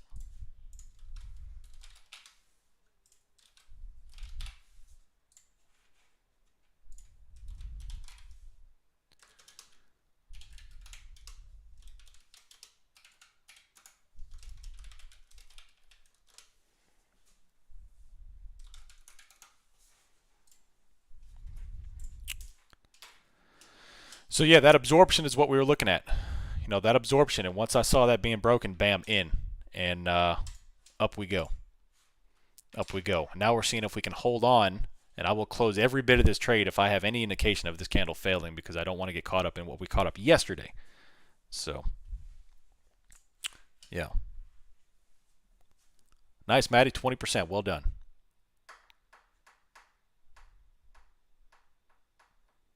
Bam. All right, so we're reclaiming this green candle, still holding as we're coming up through 41.40. Take profits off. I'm warning you all. They're putting on 41.60 to the upside. There's a 42% win right there. I'm going to go ahead and post my entry here. And then we've got 41.50 climbing up. Nice, Mohan, 15%. All right, so we're coming up to the top of the trend. The top of the trend is approximately 55, 41.55. We have 41.55 on Bookmap as we finally buyer's volume. So this is another textbook VPA entry here. Big buy volume came in. We absorbed 41.40, which that right there was for me, that was a Bookmap entry for me. That was pretty much a Bookmap entry. I was watching it for absorption at 41.41. And then the second I saw that candle form, enter, absorbed it. I was at least looking for at least 15 to 20% on a follow through. And obviously this is a 50% win. Holy crap, look at that momentum. 41.52 coming up to 41.55. And just like that, patience pays off, baby. There's 60% already. That was probably the quickest 60% I've gotten in like 5 weeks. Look at this. Look at this. All right, I'm scaling out. 16 bucks. Taking another scale right there. Wow. Can I get $16? Bam, filled. Did I get? Yep. Okay, good. And now we're going, baby. Now we're going. Watch, top of the trend. We're at the top of the trend right here. Now they're adding 41.60 and 41.55. Got an 84%. Nicely done. Nice, Palo. Got the banana. Love it. 100% on these options. Nice, Jimmy.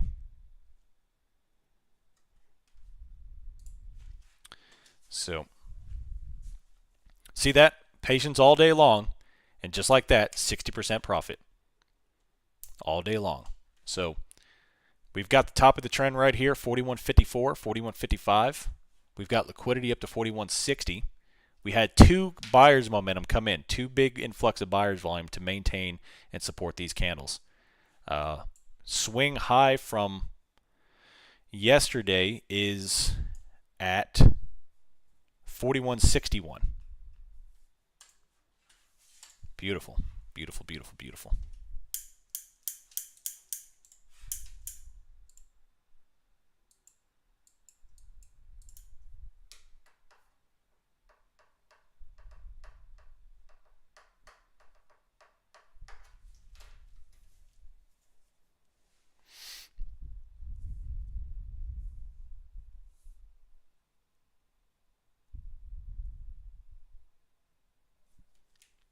So 17%, nicely done.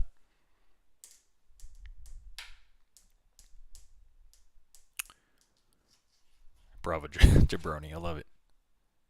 What's up? That's what I call it, patience. That's right. Yeah, Trader J had a great call there as well. He held it for long. You held it for longer, didn't you? So nice hold there. But well done. Well done. He said 41.50. What's 41.50? There you go. Fantastic trade. I was questioning there for a minute there, but once I saw that liquidity break, I was on board with you. I just need that liquidity break for me to jump on board. All right, so watch for 41.55, slowly uptrending here.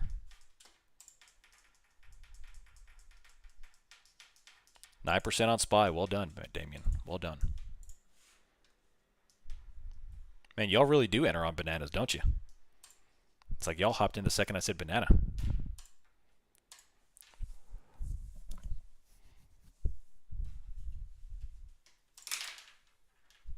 How'd you ever trade without these levels? Now you know. That's all that matters is you have them now. You can hear you start getting excited, yeah. When I mean scaling out, I mean removing positions. Correct. Oh, no. I'm not adding, I'm scaling out, like I'm taking out positions. Well done. Well done. So, honestly, and if you notice right now, I'm on the 5-minute chart. I am not on the 3-minute. And look at the difference in your psychology. I was about to say psychosis. I'm going to show you all the 5-minute and the 3-minute and tell you why it's so pertinent. I'm using the wrong words all the time today. There's a 5-minute right there. I'm just going to do it instead of talk. Here you go. There's the 5-minute. Here's the 3-minute. Look at the difference in those charts. Which one would have scared you the most?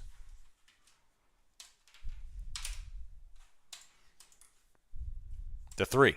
So I'm sitting here hanging out on the 5-minute chart, managing this trade. So when you enter a trade, make it a habit to switch over to the 5-minute chart. It'll help you manage the trade more. It'll give you more trend. It'll tell you a higher confidence setup or a move about to be made in the market. For example, I'm about to close erroneous this position because if I see another top wick close here under light volume, especially under a trend line and under liquidity here that we're arriving at, I want to go ahead and take profits. I mean, heck, what else do I ask for? I already had 60%.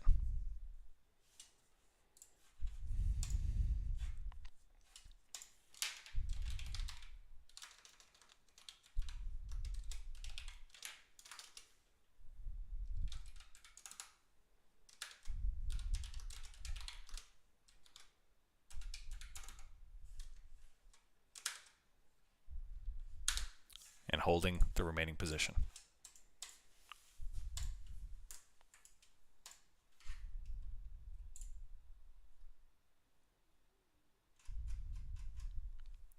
You're very welcome.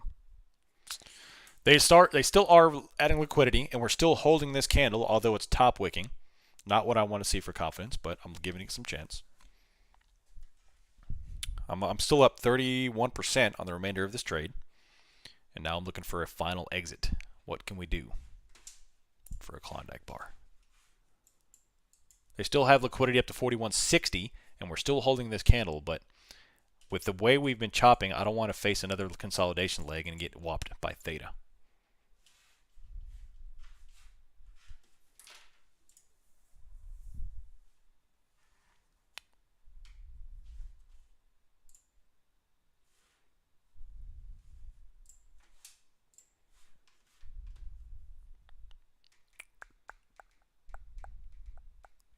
Definitely, I mean, even your heart rate goes down when you're monitoring the 5. I'm sitting there watching this 5, nothing but green, baby. Nothing but green. You have daddy trusted. Love it. No, I love it stuff, man. Y'all's one of the benefits, I know we always talk about the drawdowns of being in an online community, but definitely the benefits of being here is that we can bounce ideas off each other. So if I have a bearish thesis and I see like Trader J, for example, posting a bunch of bullish stuff, I'll be like, all right, what do I need to look at here? What am I missing? And it makes me double check myself, or the other way around. So, especially somebody who's frequently right, like Trader J, I need to double check myself if I'm on the other side of the trade. So, That's the healthy way to manage to take advantage of a online community. The bad way to take advantage of it is to be like, yo, brah, you bussin' because you're bearish and I'm bullish, brah. And that's the bad way.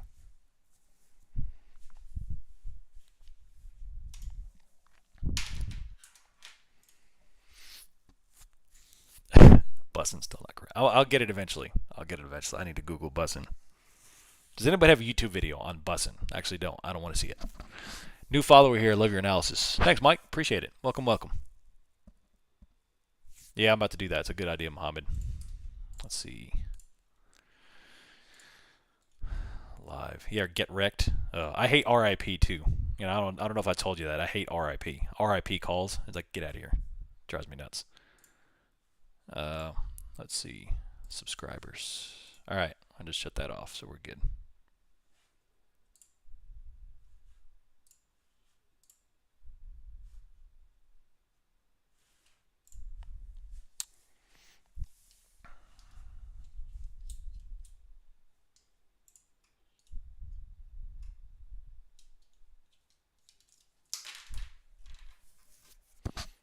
All right, so nothing but green here on the 5-minute chart. First red candle forming right here.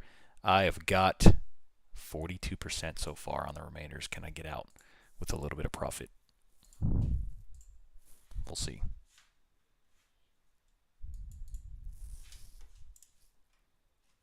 Still holding. Where's the Bookmap got us at? 41.60.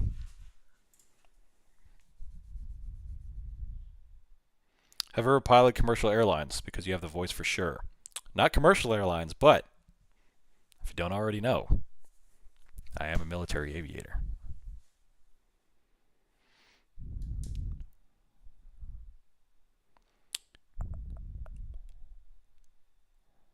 Am I watching all the holdings when you're in a position to just buy? Right now, I'm watching the S&P, and I'm watching all tech stocks because I've got. Here, I'll show you all this. By the way, we're going back up. I'm sure I've showed you this before, but I'm going to show you again. This is what I'm looking at right now. Lurking. In addition to the 3 screens you see on the YouTube, in addition to the ES, that's what I'm monitoring right there.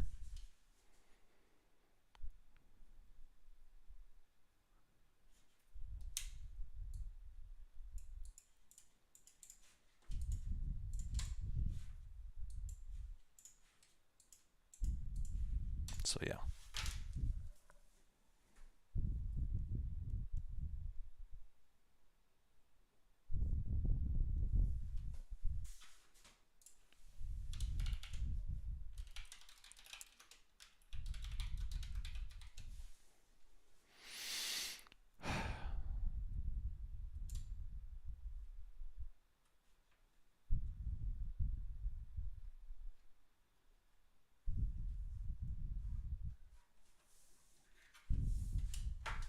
All right, come back up 41.52. How much is Bookmap? Depends on the feed you get. I will post. I am affiliate of Bookmap. Just transparency. I do have an affiliate link, so if you use that, you will get some money off of your plan, and I will post that in the YouTube channel. Copy link right there. So yeah, there's a couple of different data points, data packages, and subscriptions you can get. By the way, we're going higher. Let's see if we can get a little hundo. Amazon is squeezing to the upside. Apple is squeezing, starting to at least, but they top look right there. But Amazon is definitely the strongest of the tech stocks at the moment that I'm focusing on. Meta is crazy strong. Nvidia is doing its thing after having a very red open, and we're right back up to 152.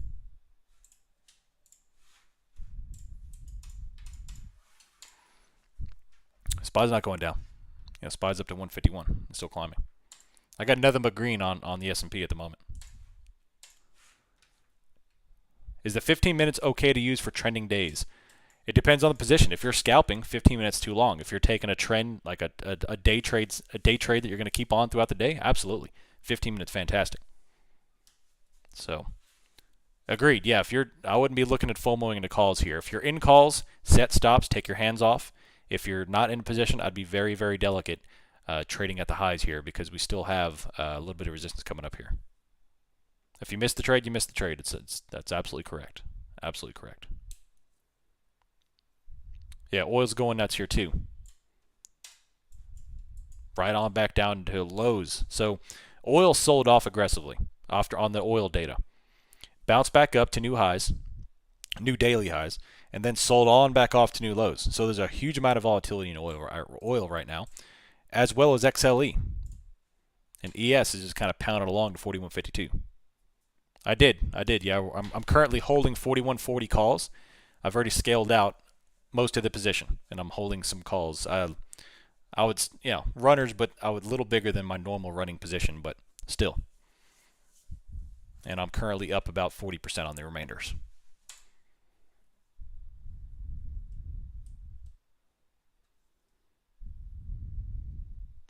I have a small account and I made $60 today. I'm elated.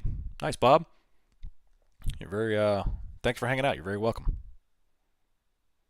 I entered right above 41.40. It was approximately 41.42 when I entered, and it was because of this right here. I'll show you. When we broke out, so what happened, and I'll have to do a replay of this. Right here, there was a large amount of liquidity. 41.43, we continued to reject. Right here. I was looking for absorption. So this was a Bookmap entry for me, which doesn't happen often because I usually use Bookmap for exits. But when I saw a large bubble start to form here and we were absorbing 41.42, my eyes went up and to the left, which shows Apple. I saw Apple start to bounce, and I threw down on the position because once we absorbed, I knew we would have at least one good pop candle. Obviously, this is more than I anticipated. I don't think anyone, whatever. All I'm looking for is one nice green candle momentum through that liquidation, or through that liquidity level, not liquidation, but liquidity level. Once we got through there, I'm looking to scale out. Obviously, we had a very, very large green, which, by the way, new highs, which bode well for me. So good to go. Coming up on 41.55. I might go ahead and close runners here. I'm at 60%. Another top wick. Red candle on Amazon. I'm going to go ahead and close out here. Whichever.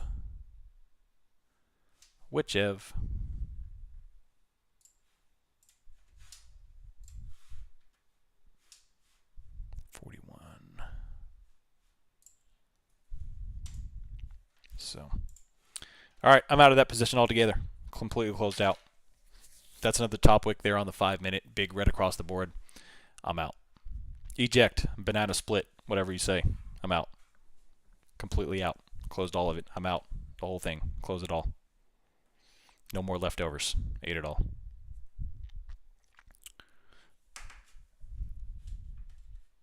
Hands are out of the chili. Chili's made. So.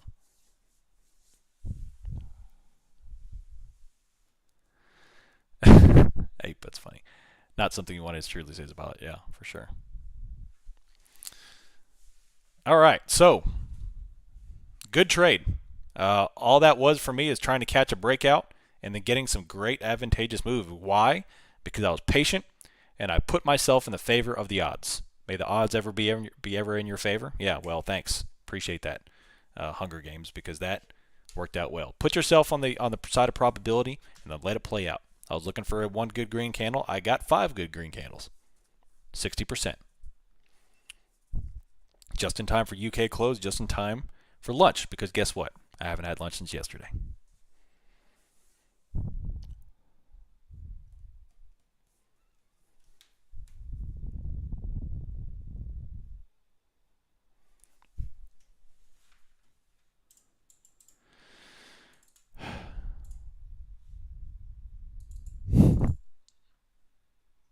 Big old top wick. So yeah. Can you talk about your scaling out? Sure, Yuri. I had a good friend named Yuri back in college. He was my dorm room administrator. Good dude. He was one of those dudes. He was 140 pounds, but he was one of those dudes that were super dangerous. Like you thought that, he couldn't fight his way out of a wet paper bag, but he would smoke you. He was a master martial artist, incredibly strong for a 130-pound dude. Anyway, I digress. All right, so scalping, or for scaling out. When I scale out of a position, It all depends on my strategy. For there, I wasn't looking for much. I was looking for maybe a 6 to 7 to 8 point candle to get me 20 to 30% good to go. We got it. We got a great uptick of momentum through that particular play because that particular play was a momentum play through liquidity. So I'm caging my expectations. I'm not looking for a 200 point FOMC bullish run here. I'm looking for a momentum pop through liquidity. So 20 to 30%, great. I'm elated. I'm ecstatic. So the first thing I do, I get 25% or so. I close out my first batch of positions. Now, this particular instance, things started looking bullish pretty quick. We had a very, very big buy volume. Things started to look very bullish quickly. So I elected to go ahead and hold more positions, in this case, up to 60%. So at the top of that second green candle, I closed out an additional leg for 60%. And now I'm sitting out on the 5-minute chart. I've come off the 3-minute because it's too quick. So I'm hanging out on the 5-minute chart because I want to build in time frame. I want to build in time frame continuity, which is going to allow me to identify trend. It's going to allow me to identify the overall theme of price action, not instantaneous movements in the market that's going to freak me out. And I posted a screenshot difference between the 5-minute and the 3-minute, which is a fantastic example between time frame continuity and how you can get scared out of a trade on a shorter time frame. So then I'm doing my analysis. I've taken most of the position off. If the remainder of my position drops down to 0, I'm still profitable. I'm good to go. My risk has been removed from the trade. That's the whole point of scaling out, is to remove risk, to take profits. When I started to see the 5-minute fail, I took the rest of the position off. We could go higher here, but based on what I'm seeing currently, I have to make a decision on what the market is providing me. And I'm taking my risk off, and I'm taking my ball and going home.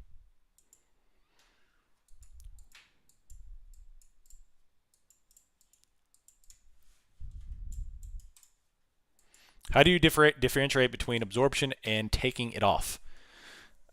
Really, it's the activity in the bubbles. Because I want to see, are they transacting that, which is absorption. It's a fancy way to say, or absorption is a fancy way to say just they're transacting. Or are they removing that liquidity? And it looks different. The liquidity kind of flickers. You see it start to go down. You'll see the numbers of orders deteriorate, and then bam, we go through it and transacts. But if it just immediately disappears without the price really transacting, then you can see they're taking it off. Now you can zoom in quite far to really see if they transacted that level. So that's what I'm looking for. Second part, when we broke through, look at this order. Do you see these orders come in right here? Look how low participation, and right before the move, they put a very large iceberg in, and then look at these orders here when we made that break on Bookmap. Phenomenal amount of activity coming in here to bring this thing higher. And now that's since been removed. So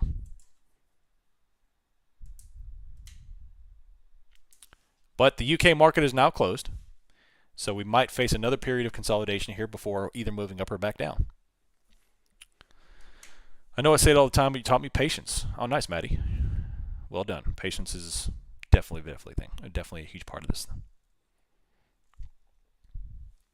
How'd you get those order numbers on Bookmap? This is a stop and iceberg indicator, which you need rhythmic data to do.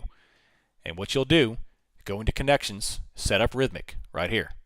And then you need to go into your settings, configure add-ons, and then configure your stops and iceberg on chart and subchart. Your subchart is this. Your on chart is these are the bubbles right here.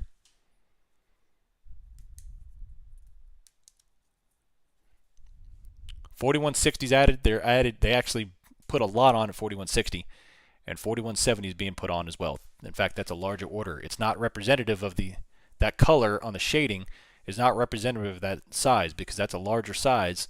It's just relative to the current heat. The heat environment is higher here, so this is going to look relatively smaller, but it's still large enough for me to be aware, very much aware of 41.70. So, well, thanks, Vampire. Appreciate that.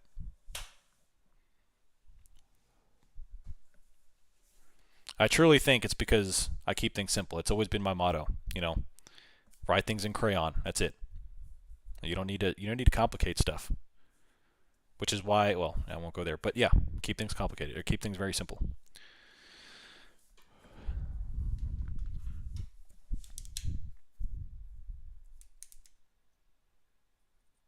Is this live trading on YouTube every day if I pay for one of the tiers? Yep.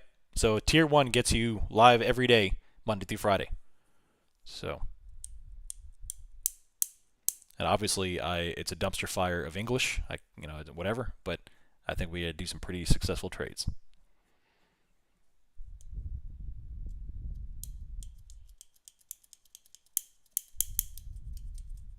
$25, $25. Link is down in the description of the video. You can go to the website. The Discord link and the community link is down. The Discord is down in the description of this YouTube live stream, and that'll bring you there. Let me know if you have any questions. Remember, we are not a play calling server. I do call out my entries just for learning purposes, but we are an education server. My goal is to educate you all so you can do this. The whole teach a man to fish. I'm not going to hand you a bunch of fish. I'm going to teach you where, how, and what to do and for fishing, and that's what we're doing here. So, if you're looking for play callouts, then this may not be the place for you.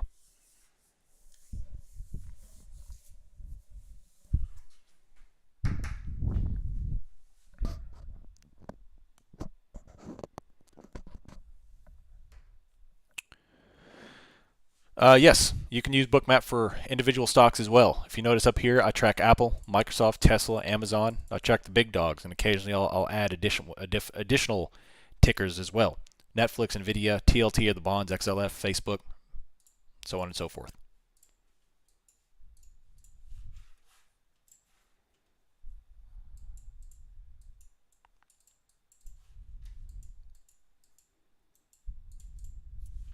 That's right. I'm going to change it.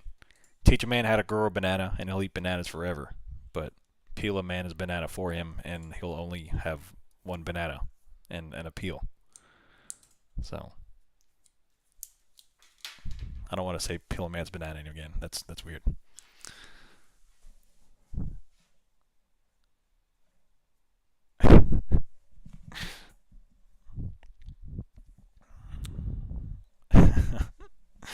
Jeez Louise.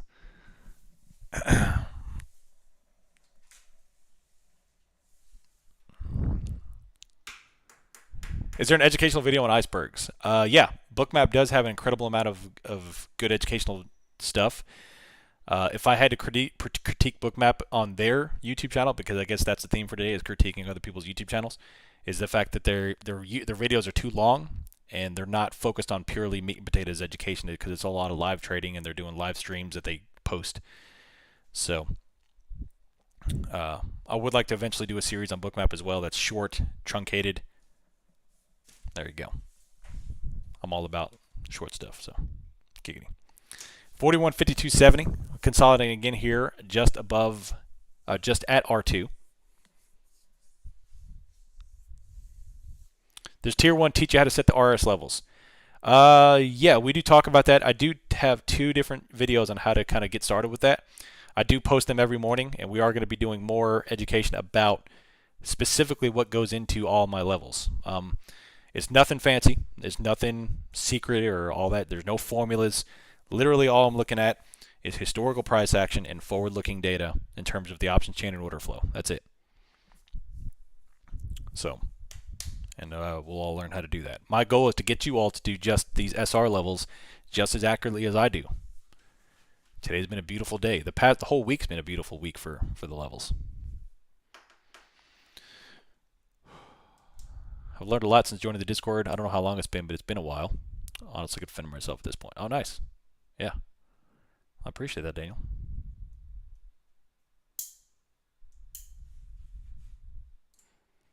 Oh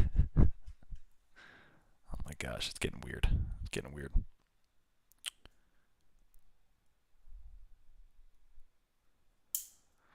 Do you feel that Bookmap is only useful if you get Global Plus? I'm seeing that any level below Global Plus does not have absorption indicator, which is part of what we just witnessed. I mean, for me, the absorption is a huge part of it. It's a huge part of it. So I have Global Plus. I use Rhythmic N DX feed with Global Plus. It's a fantastic thing. I would not be talking about it if I didn't have complete belief or complete confidence in this tool. But I can't speak for the lower subscriptions because I haven't done them. Do you ever have problems with international brokers, IBKR lagging? Sometimes, actually, yes, I do. Sometimes I have to completely close out and reopen. Sometimes it closes out and reopens for me, and I get scared because it says data connection lost, and I have to go through the whole process and the whole thing, and you know.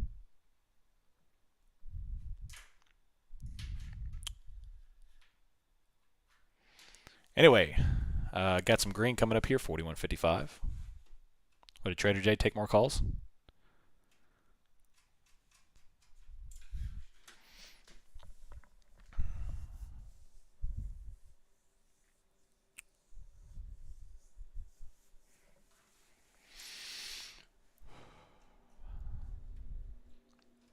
Yep, yesterday's high is 41.61, so watch out for that. They're putting on 41.60 here. 41.70 is getting put on. 41.90. Man.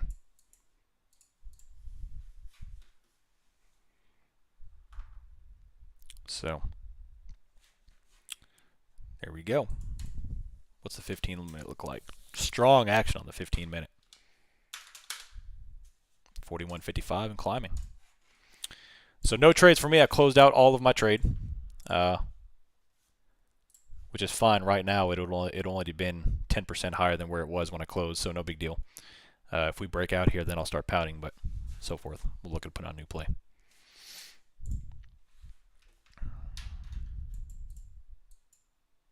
How often does that happen with IBKR? It doesn't happen enough where I wouldn't highly recommend it. I think it's a fantastic broker. So, you know, the pros with IBKR more than outweigh the cons.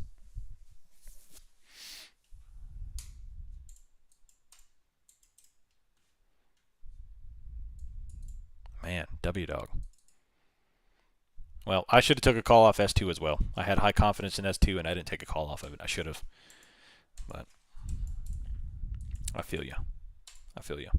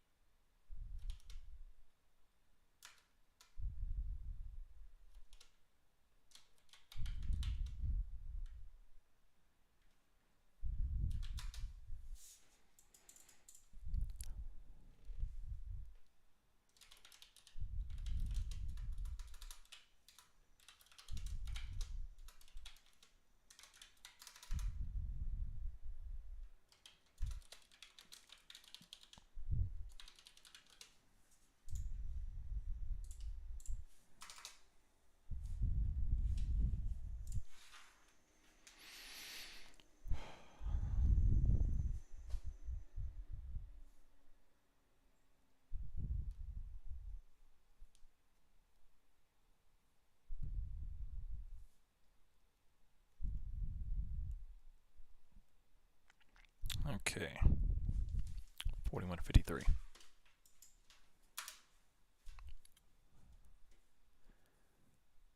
Yeah, make sure you have the correct permission, Santa.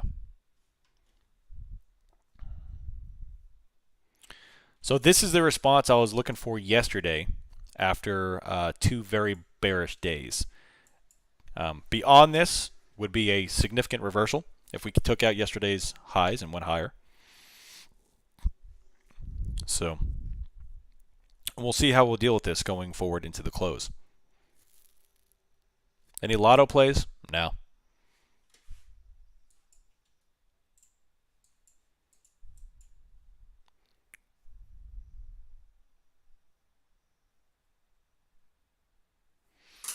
Yeah, so I have Rhythmic because you can only use the iceberg and stops on Rhythmic data. So that's why. If you're doing purely just price action, they both do the same thing. But if you want to get the different add-ons, you need Rhythmic data.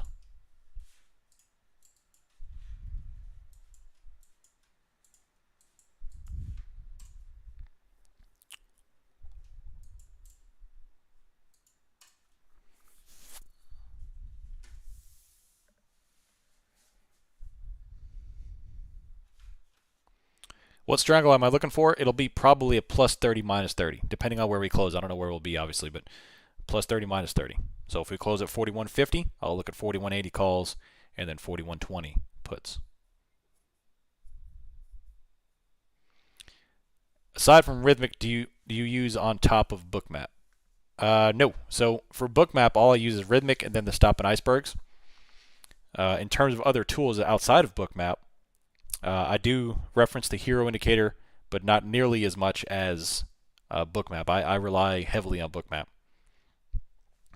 Other than that, no. I got Tradingview. I have the data package on Tradingview for ES and NQ, and I've got my brokers, and that's it. So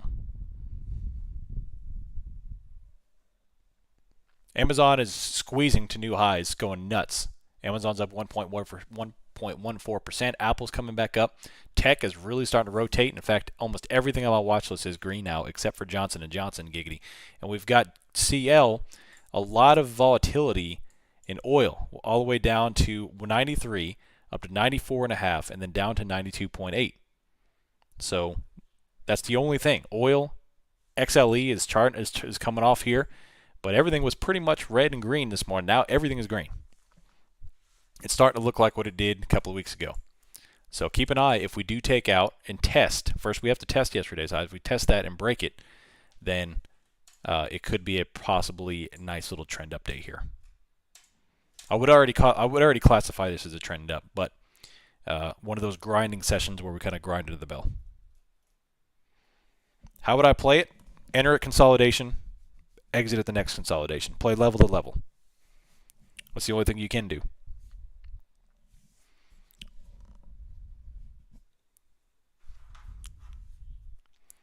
Hey, thanks. Appreciate that, Ed. Thank you for the support. Supporting the super chats and the YouTube. Thank you very much. Appreciate the questions too, man. I want you all to be inquisitive. That's the whole reason why we're here. Ask questions.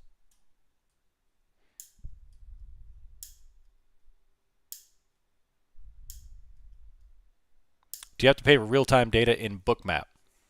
Yeah, you have to pay for the feeds. So Rhythmic Data or DX.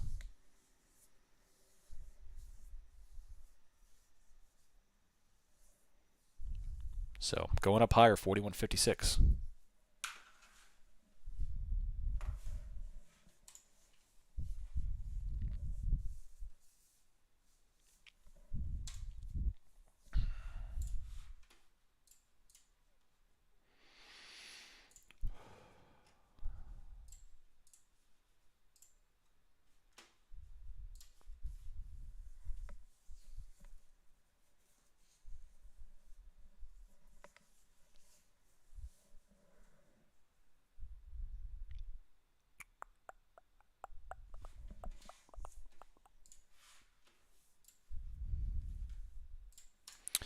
Yep, tomorrow will be the line in the sand for the VIX calls. If we have another bullish response to data tomorrow, I'm going to close out the VIX calls to stop the bleeding. They're down back again to 36%. They were break even, even flash green a couple days ago, and now they're back to negative. So we're getting closer to the expiration, which I don't want. I've given them plenty of time for us to make a move, and every time we do, the VIX comes right back off. So even on bearish days, the VIX keeps coming right back off. So I'll give it till the end of the day tomorrow with the data being released. If we don't get the move I want, then I'm closing those babies out. I'll just reanalyze.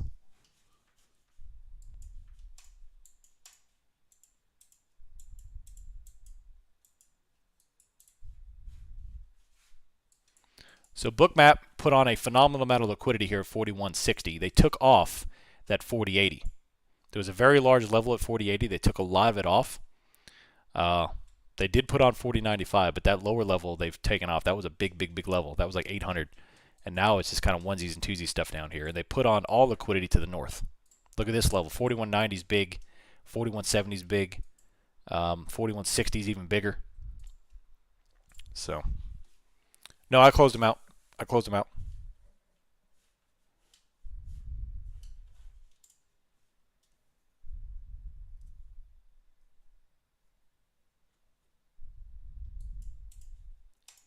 What do I think about a 38.50 put for 10/21 expiration? Thinking of taking what all this talk of doom and gloom.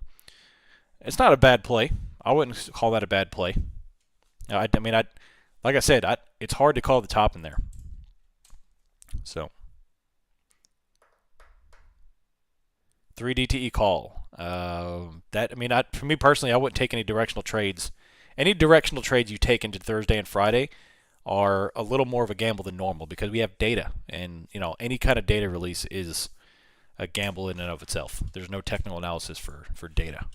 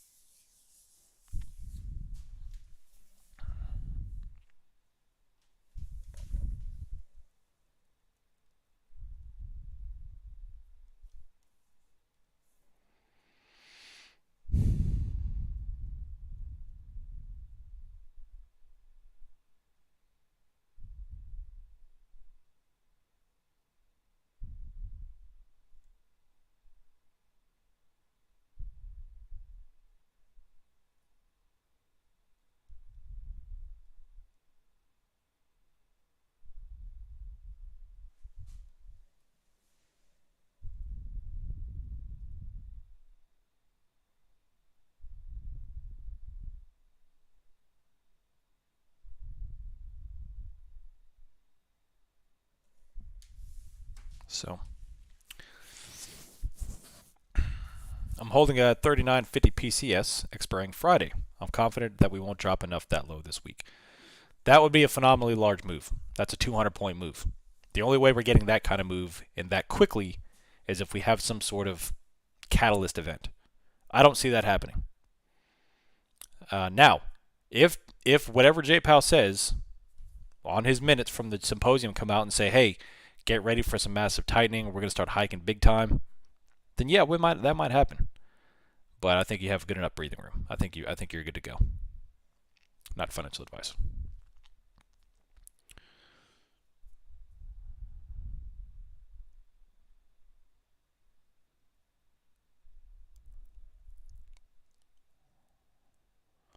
Nope. Rhythmic will be fine. Jeez Louise.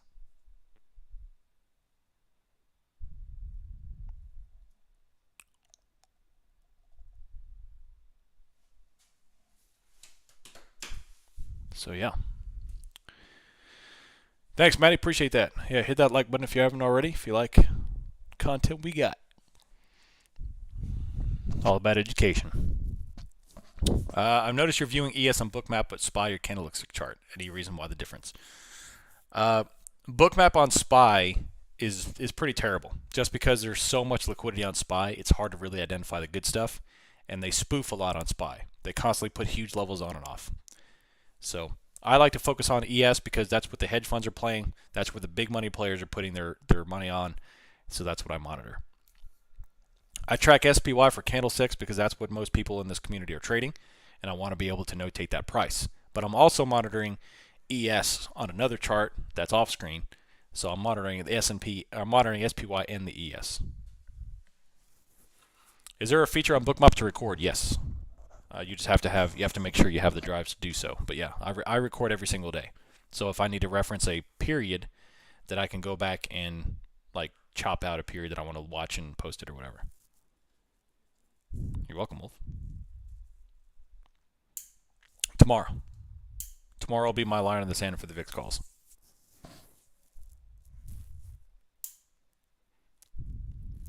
Correct, patient. I post them every Sunday night for them. I don't usually make them visible, but I did last week just so I could show you all what was in there.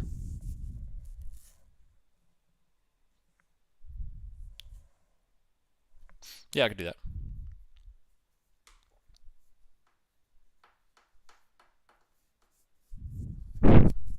I am about to hop off here and grab some lunch, though. I'm starving. Great trade today, though, man. We had 2 great trades yesterday. 1 great trade today, 60%. Beautiful stuff. Going into the end of the week with a very good setup. Anytime I can have a nice buffer going into the end of the week where I could still lose and still make money on the week, I'm in a golden position.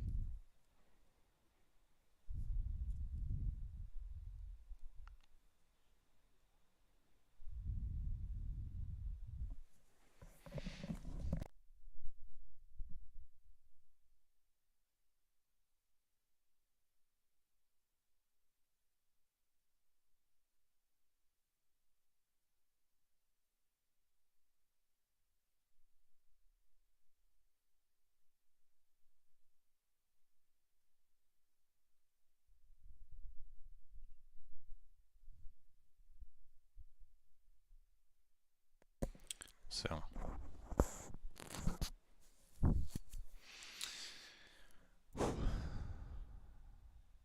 nice, random. Good stuff.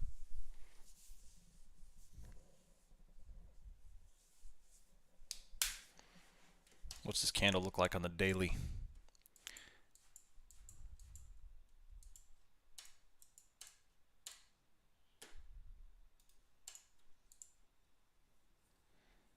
More consolidation. Reference that tweet I posted earlier this morning on Twitter. We're in that consolidation zone.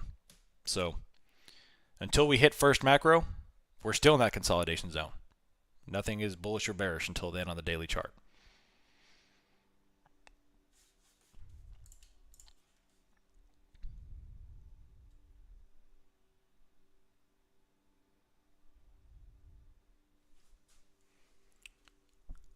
So it is official. The student loan is going to happen. Student loan forgiveness.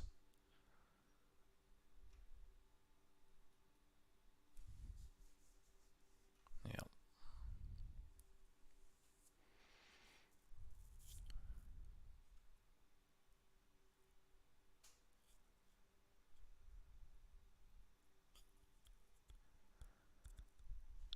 What?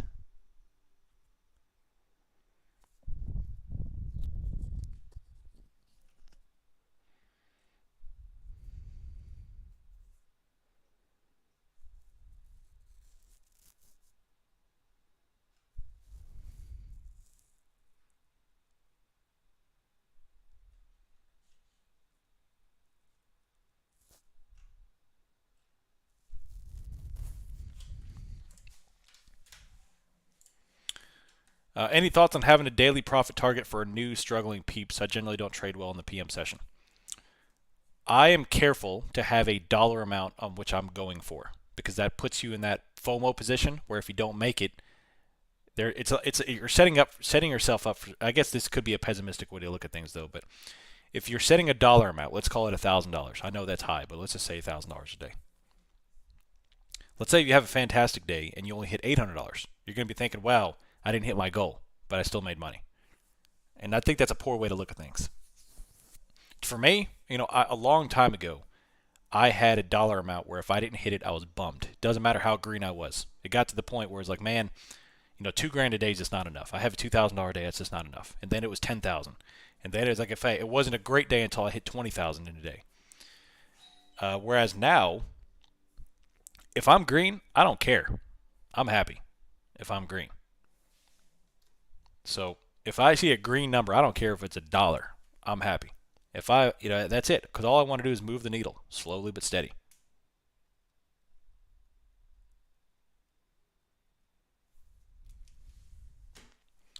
So this market is hard enough to have to put a dollar amount where it's considered a bad day unless you hit that amount. This market is far too difficult. So green is green. That's what I say.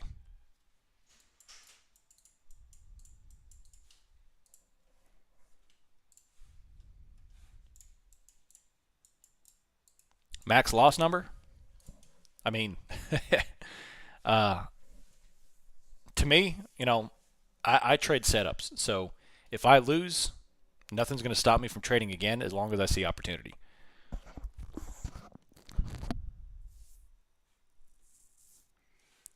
Exactly. So if you're looking for a daily goal, it's more of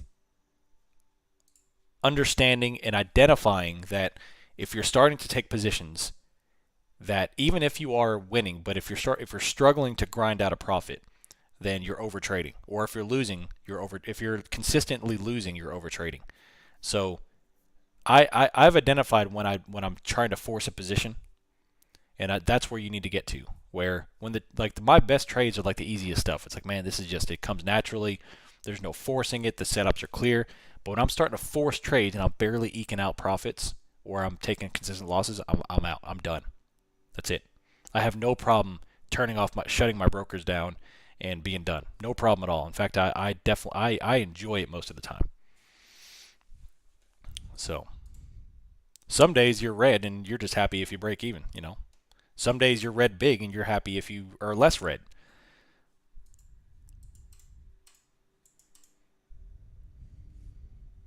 So yeah, the good thing I didn't take a call credit spread. I would have got blown out. I was looking for 41.65.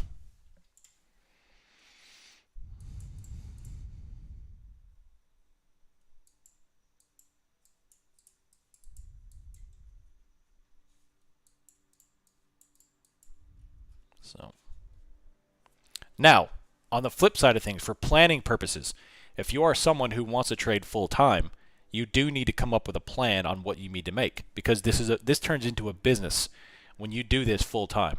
When trading is your only income, then this turns into a business, and you need to employ your dollars as your employees, and you need to put together a dollar amount. What is your output for the day? If you don't hit your output, then you're not going to be sustainable. Now, a lot of people's dollar amount that they come up with is a lot lower than they think it is. I'm sorry, it's a lot higher than they think it is. So a lot of people only think, I need to make what I was making. Well, not necessarily, because your net income is net of not only taxes, but it's net of health insurance, of retirement funding, of any other things you have taken out of your account, child support payments, whatever, judgments for you other people. But when you calculate that dollar that you need to make on trading, you need to incorporate health insurance. You need to incorporate forward-looking retirement, because you still have to fund your retirement. You still have to fund your future. So include money that you are going to put in your retirement in a 401k that's going to be now self-funded since you're no longer employed. So anyway, I am going to call that a morning. I am going to have a quick lunch with my mama. She came over for some lunch. So I will going to hop off that. But great play here. We had a 60% win this morning. I will see you all again this afternoon for our afternoon stream. Tier 2, I am going to hold off for the scalping session till tomorrow, because I think we'll have better opportunity.